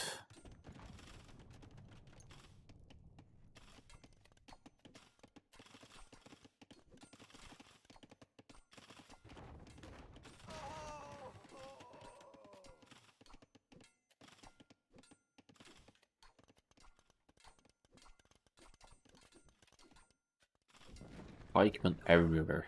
Battle of the Pointy Boys. Slab, Pike, and Siege has always been strong and is showing its dominance here as well against the Khmer here. DavidVJ holding on there, but is down to 46 villagers against 71, and Asur with extending the food economy a little bit could even go Imperial Age here in not too long. Oh, it's the good old getting the opponent's house strategy here. It might even work because DavidVJ has 65 pop space. Only 65 pop space, so if enough houses go down here, DavidVJ can't even produce villagers or military here.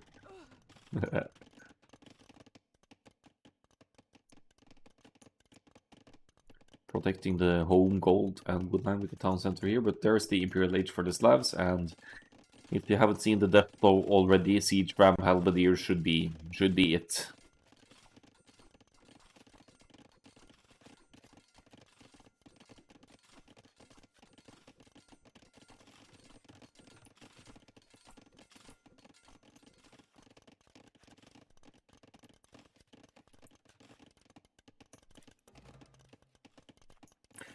So the TC in the middle goes down. That means a lot less wood, no, gold access for DavidVJ here. There's still some gold here to be taken. 3 tiles. So Stone in the back as well, maybe wanting to drop a castle to defend this against the siege push here. But for the Khmer player, the Imperial Age is just miles away, and I don't see any way back for Khmer in this one. Another castle! Oh boy. And snowballs to the side here to really limit any sneak around here for the enemy.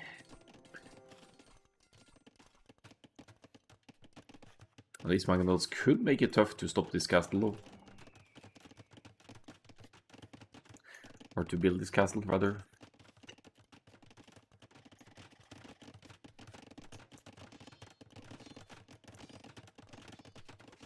Lots of blue on the map now. Good map control for Asur, and focusing especially on the middle here to make gold access more awkward for the opponent.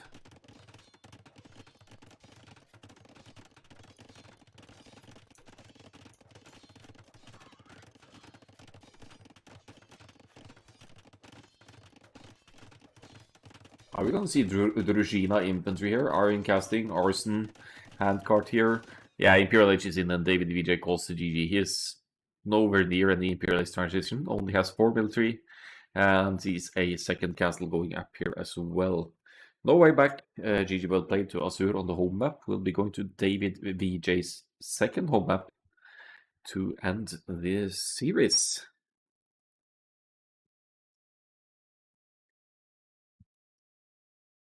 So score almost twice that of DavidVJ in the end for Asur.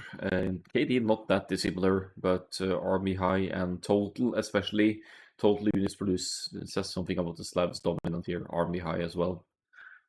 Economy shows surprisingly little food for Slavs, but what you need for siege, push, castles, rams is mainly wood and gold, and then stone for the castles. Technologies should show smoother, only player reaching Imp, and Society in the end, not 2 castles, the other one didn't complete. So we'll have another fifth decider game in the second semi-final here. Just get me a quick moment to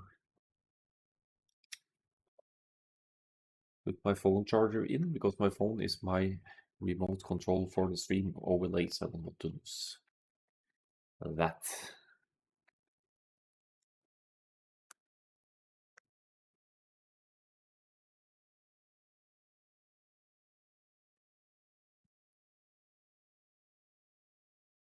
So back to the in-game we go to find the last decider game, 5th game, 10th game of the day.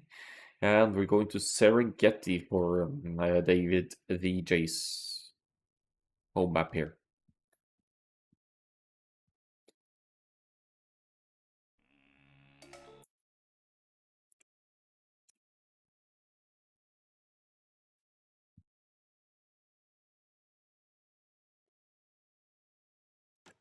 Serengeti is this.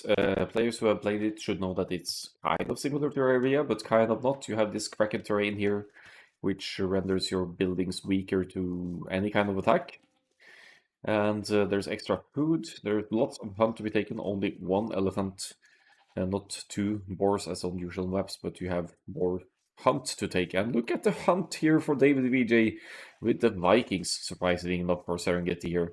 He can mill this hill here, milling the hill, and take both the hunt and the berries at the same time. Why are we pushing these zebras? That's going to be benefiting the build later anyway. Could push the ostrich instead.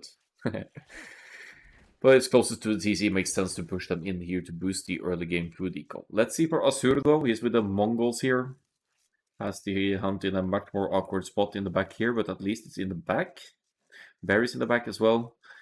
Almost wallable base here, I'd say, between the woodlines, and then the hunt to the side here as well. We'll see if Asur just pushes in everything here or goes for the long distance hunt instead. Mongols on Serengeti, they could have some amazing uptimes, could go, for example, 80 population scouts and still not need to worry about affording double attacks and horse collar, because that 40% collecting of hunt is just ridiculous.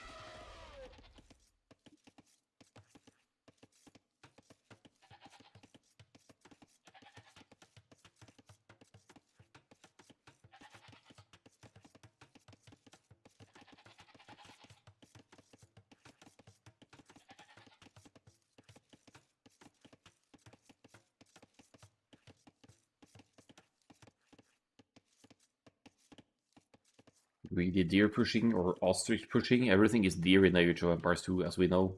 Middling the hunt on this side though for Asur, which makes sense. There's 5 zebras here to be taken, and no need to stress the berries, of course.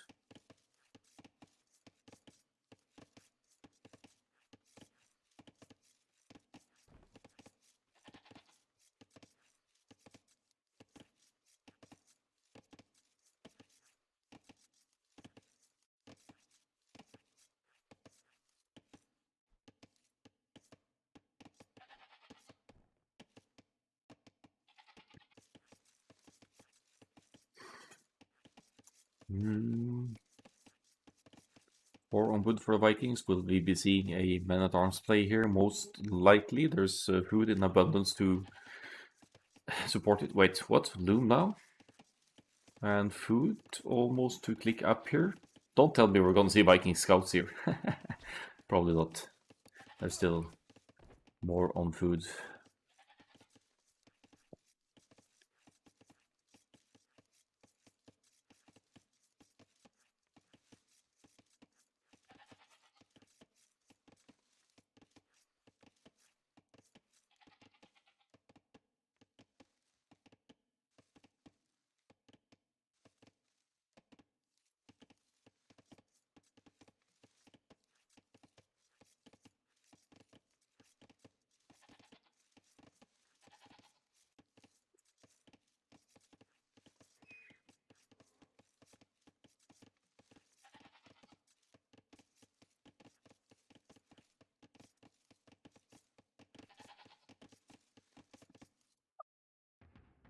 Asur on the scouting here on enemy side, also reaching the field age with the Mongols here. As said, with that 18 pop scouts here, most likely.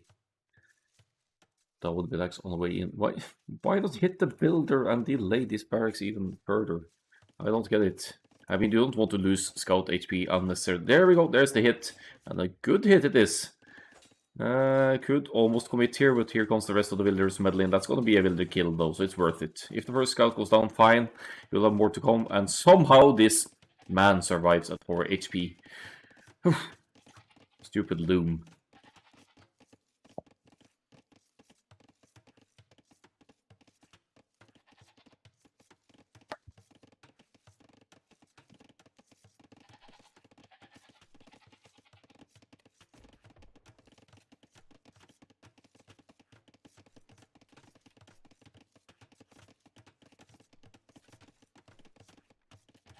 Village, expecting the Mongol scouts, or knowing even.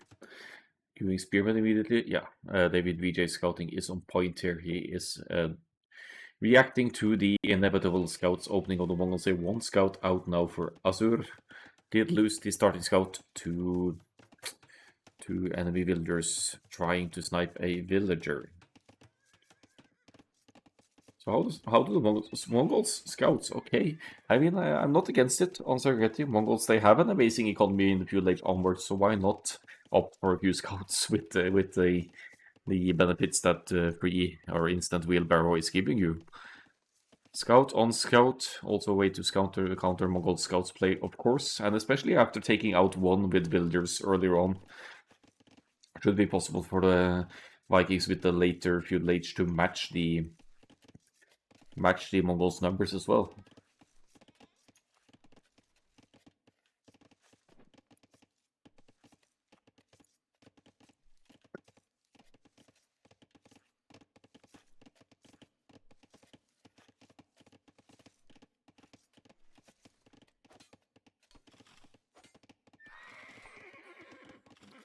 That's an unfortunate scout's death.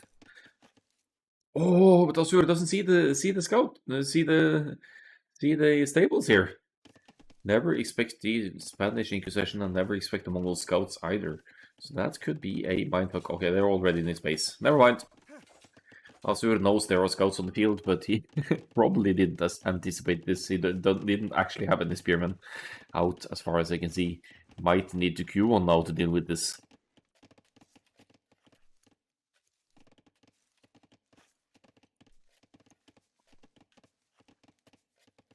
And are the scouts pulling home now to deal with those two scouts on his side?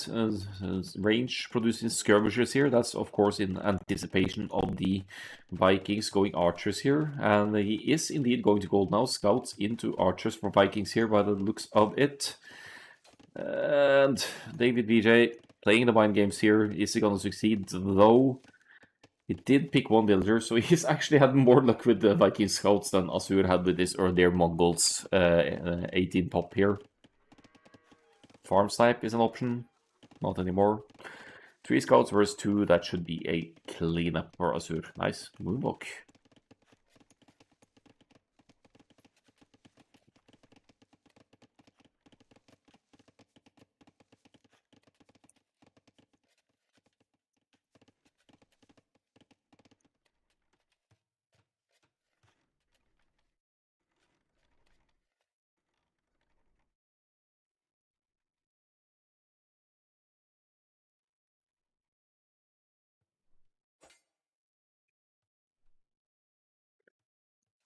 Alright, Asur, what can you accomplish here? There's 5 Spearmen for DavidVJ. He's really okay, it's an investment, but the Mongols' economy might justify it. Good reaction there to pull away from the Spearman once it enters. There's one single skirmisher here.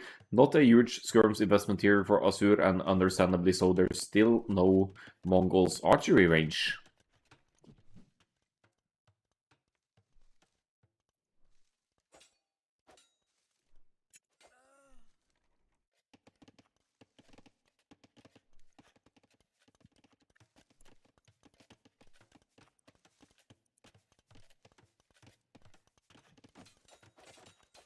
Oh, first villager blow on the game maybe for Asur here. That one, she goes down. She's down.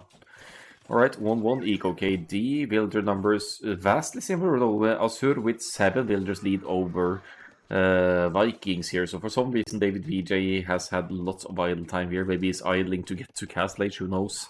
He actually has the buildings needed and he will be going Castle Age here. But to make what? To make what? Vikings Knights?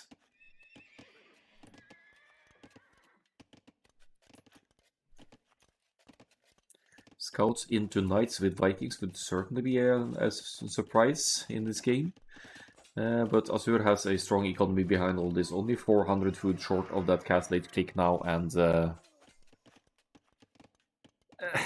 yeah, considering that there's no Mongols range out just yet, I see Asur as in a good spot still with the Mongols here. At this point, playing Vikings conventionally, you'd still already see a mass of 15-20 archers on the field, I think, and that would become crossbows with the Castle Age timing. But now the only thing that DavidVJ has is 3 scouts and 2 spears. And yeah, I don't know, maybe he's hoping to score some points playing Serengeti unconventionally for Vikings here. Drafting Vikings, not using them for Arabia or the other maps we've seen, but for Serengeti.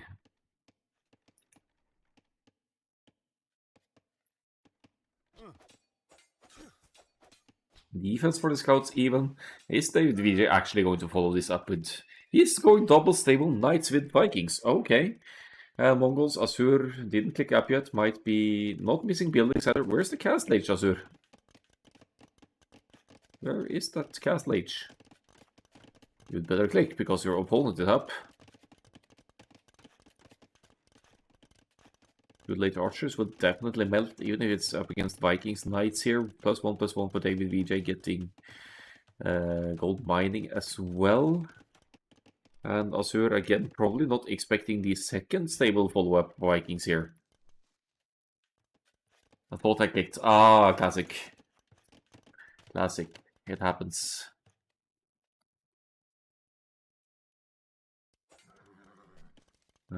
That scout will go down before it realizes that there are actually 2 stables producing consistently for the Vikings here. Asur, how do you respond to this here? +1/+1 Knights from the Vikings. The walls go up, of course, to keep the Knights out, but Serengeti, there's still an opening here, for example. There's the palisades to block it. And this one has been started, but not completed. With +1 defense, few late archers can still do okay-ish here. But 5 Knights now for the Mongols. Solid Castle Age army on the field.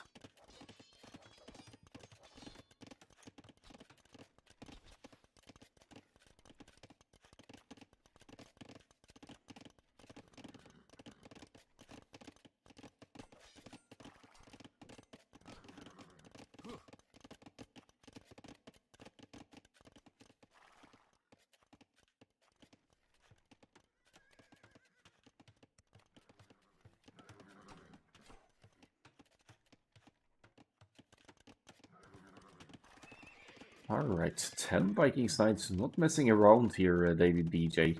There's only 9 Mongols archers on the field here, so there's actually some serious potential for damage here for DavidVJ. But now with the Castle Age kicking in, Asur could drop a monastery here to get some conversions in on these admittedly weak Vikings Knights that don't have husbandry after all. I don't have bloodlands, and I don't think they even have husbandry.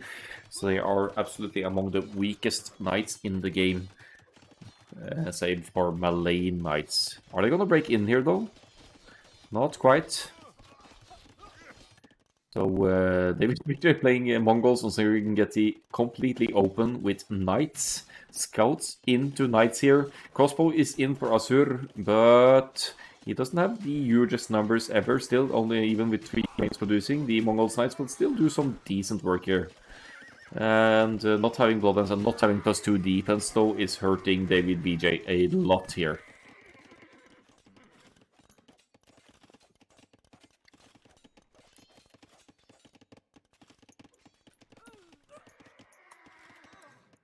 So Asur keeps an economy lead here, 45-39.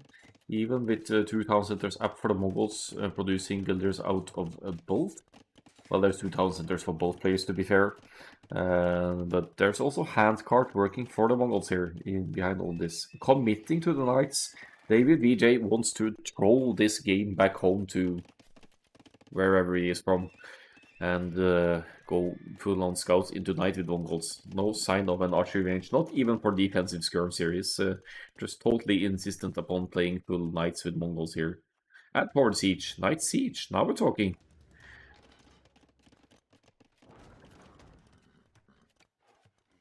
8 Knights, Magadal, 15 units total for Asur, who is now going for the cavalry archers for some potential counter raids maybe.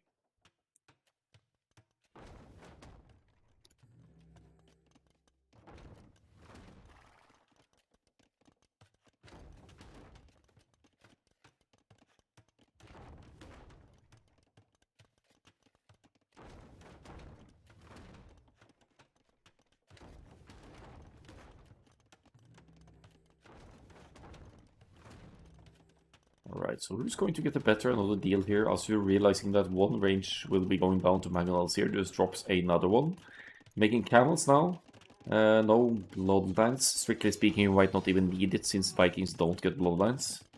But it would certainly favor sway that fights favorably into Asur's advantage. 3 cavalry archers, no more, no less, 5 total actually. Getting some raids in on the Mongols eco now, but some strategic town centers placements for DavidVJ here, making ranged raids a bit difficult here. Still idle time cost there, and DavidVJ with 5 minutes plus idle TC time here.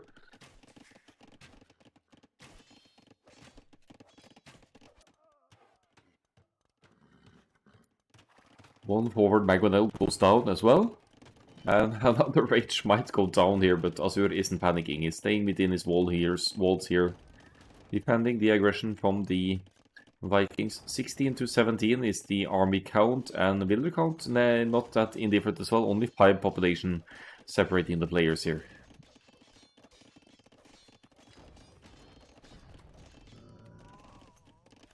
Now it's open, and where are the knights to run in and raid? They were out of position, so Asur will probably be able to plug this off. Why, oh why, if you are insisting on the knights play DavidVJ, why wouldn't you at least get +2 defense? Crazy. No more production of knights either, but do we have any kind of follow-up? See how the ranged units are doing work here, because the Vikings knights, they don't have +2, it's on the way.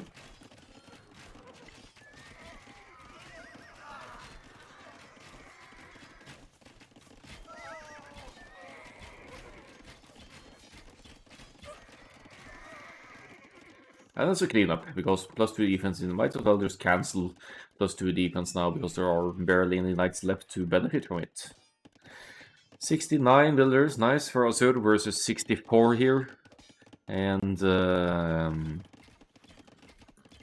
yeah, taking the numbers lead in terms of military now.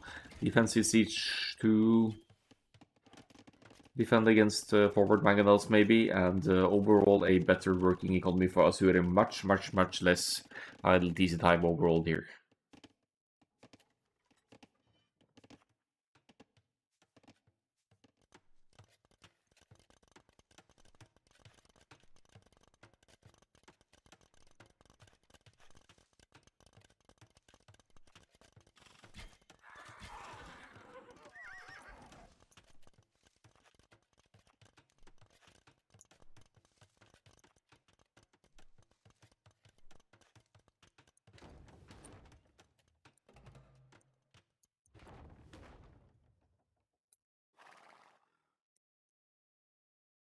6 military to 15. I'm not loving DavidVJ's position right now. He's going crossbow.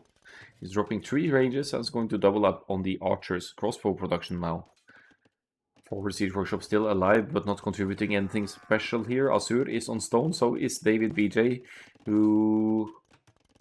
Yeah, where's the castle going to go? Is it going to go forward, or is it going to go in a defensive position to secure some position on the very flat area on the field there? But at least it's dodging the cracked terrain, so that's something.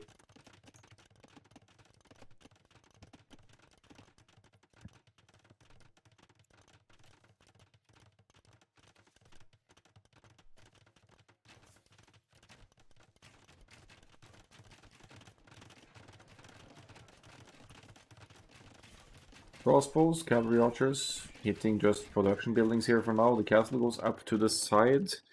Asur with, yeah, knows about the 3 DCs, of course, does not see the castle, but that's one for the later game, I guess. Neither player close to any Imperial Age here. Asur floating quite a bit of wood, and has 21 on gold here, must have some production going here, doubling up on the cavalry archers, as DavidVJ is going to a university. And going for those crossbows, and Thumbring on the way will also be getting ballistics once the university completes.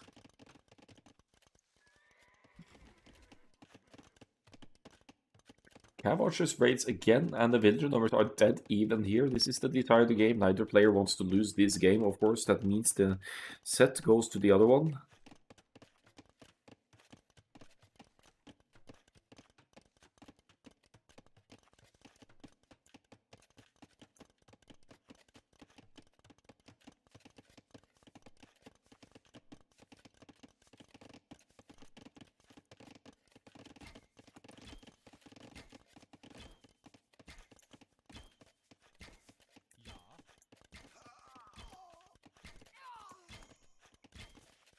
Cav Archers lacking ballistics here, but when they stand stand ground like this, they still hit somewhat accurately by the looks of it.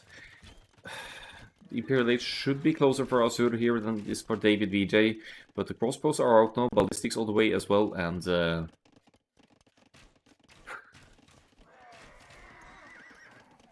yeah, who do we favor here? It's like they're splitting the map in 2 here.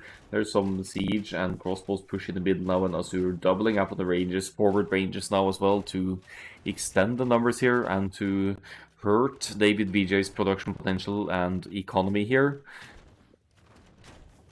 And Imperial Age has been clicked here, but Asur again going to give a technology lead, giving the cavalry archers and crossbows bracer and potentially arbalest for the crossbows to upgrade to, if the numbers seem reasonable. Berserkers in queue for DavidVJ might have a sniping siege in mind, maybe, or just raids on the other side, but with so many ranged options on the field, I don't quite understand the Berserkers investment either. Maybe it was a misclick. It was only 1. No, 2.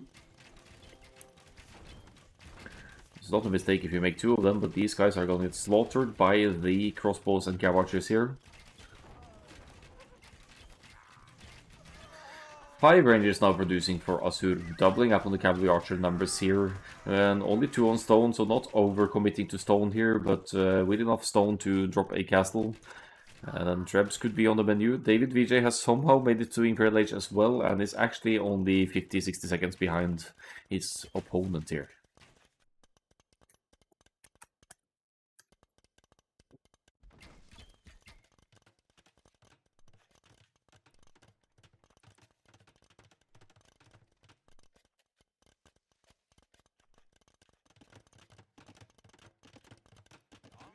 Berserkers and crossbows, okay, that's a very expensive meat shield to have in front of your crossbows, soon to be arbalists.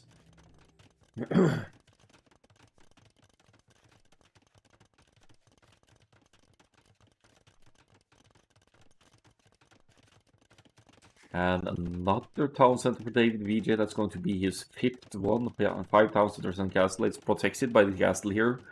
So really playing the economy with Vikings here, 94 villagers to 100, but Asur still seems to have more resources to work with here. 29 villagers in gold here. Where are all of those gold miners for Asur? here.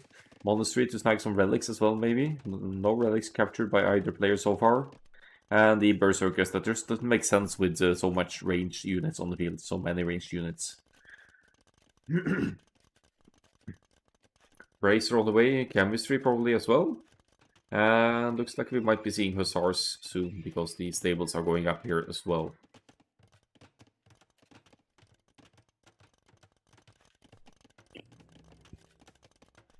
Bracer Arbalest for DavidVJ. He has 29 crossbows to be Arbalest against 20 cavalry archers here. So DavidVJ now with the military lead here. There's the mobility of the cavalry archers to be reckoned with here as well, though, which is could be an issue for DavidVJ with the Arbalests.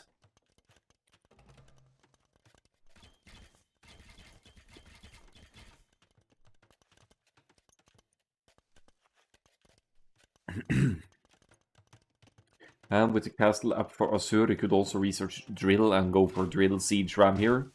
Or even drill onager against the, the Arbalests. But siege rams should wreck a lot of the buildings here, and DavidVJ doesn't have a great response to that. Has some berserkers, but that's about it. They could raid this gold, but for example, but all things considered, I think we'd have to favor Asur's position here. Onager indeed. Are we going to see drill onager here? Or just regular onager? Where's the siege workshop actually?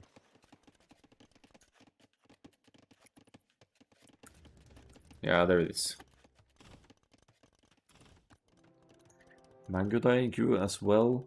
30 military to 55, but that's just one onager shot away from diminishing DavidVJ's numbers to something unfavorable. He's going to drop another castle somewhere as well. Has the stone for that.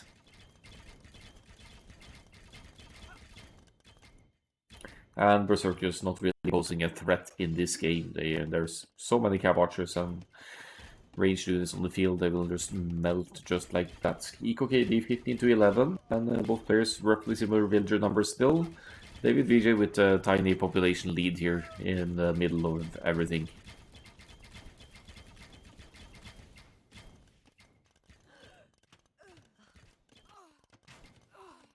Oh, onagers! 4 of them! That's gonna be tough for the Arbs. But that's a good raid on Asur's gold eco here. That's a lot of the neutral gold going down there to only 15 Arbalests. But does DavidVJ see these dudes? That's been hid away by Asur quite comfortably here. Could get a good shot in, I think. Oh!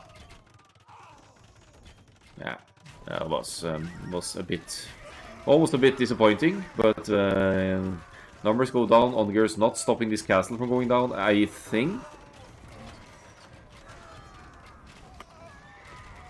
Castle goes up, but how long will it stay up with 2 traps on the hill here to push it down? That's the question.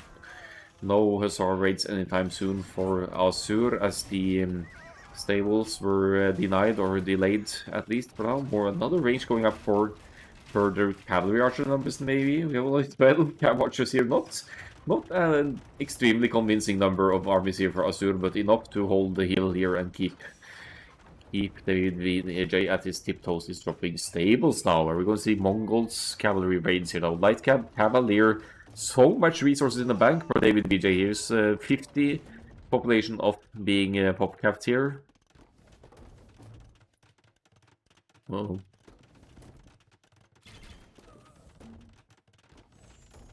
Oh, they're so accurate, these onagers. Oh, there's a hit. Nice.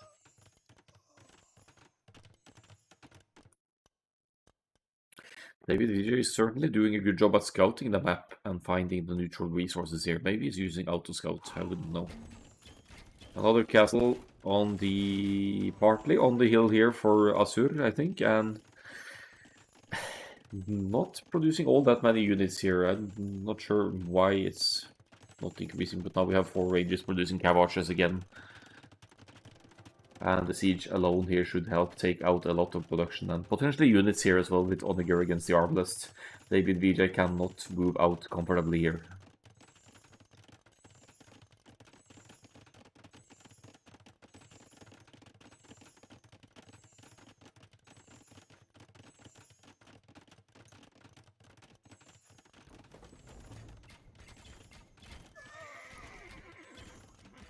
both players with light cab here, but you can see the difference, 98 hit points to 60 here. Mongols, Hussars get extra hit points as well.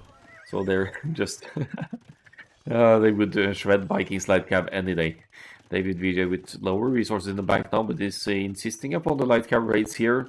And Asur isn't quite walled here, but he has his own light cab to clean this up. His light cab are simply stronger.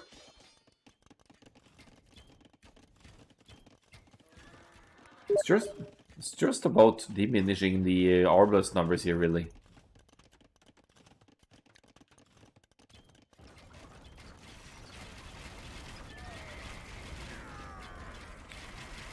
Oh, give me some juicy Onager shots, come on!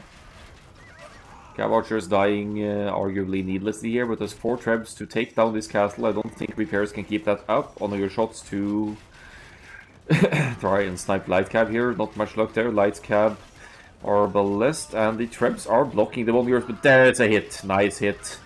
Diminishing the Arbalest numbers there, still 48 of them to deal with, but another castle goes down. And I think DavidVJ is left with no castles whatsoever right now, so that's a big deal for him. Opens up for light cab raids for Asur again here. We might even see Hussar in not too long if the gold income allows. Onagers just a few big shots away from... Oh. There we go. Suddenly, 15 arbalesters left only for DavidVJ here. Unfortunately, there are still cavalry archers on the field to deal with the small remaining numbers here. DavidVJ with the ridiculous Vikings economy and almost researched every upgrade he can for his units here.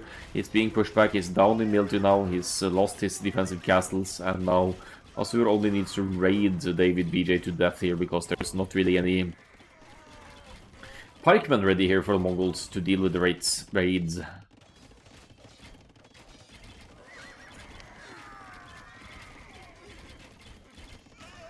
That said, there's still neutral resources being taken by DavidVJ here that Asur doesn't contest. So we'll see how long the Vikings can actually hold on here.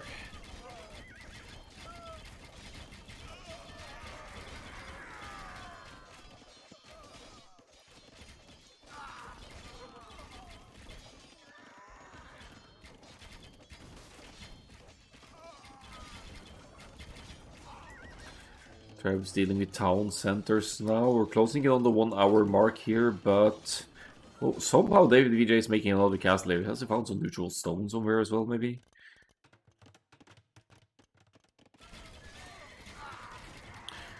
But I mean, even with the neutral expansion of DavidVJ across the map here, I think Asur, by hitting the home base here, will end the game. DavidVJ calls GG.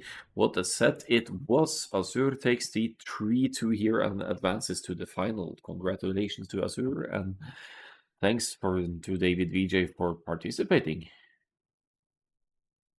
5k to 3.5k score in the end. I love these mind games with scouts into nights with Vikings. That certainly must have caught Asur off guard here. KD 303 to 177. Big honor shots have something to do with that. And overall stronger eco in all senses for Mongols here. Even if DavidVJ had the Vikings wheelbarrow and handcart and took some neutral resources, he was contested a lot at home still. Uptime a whooping 828 for the Mongols. Early scouts there, good. Got some momentum there, but Asur sacrificed his starting scout to actually not snipe a villager of DavidVJ, so that was 1 scout down for the early scout rush that could have been evaded maybe. Castlage timings for the Vikings into the Knights there, and Imperial Age with an Arbalest Cav Archer fight with Siege added, where the Onagers made the huge difference for the Mongols here. Villager high in the item for the Mongols as well, and wow, GG well played.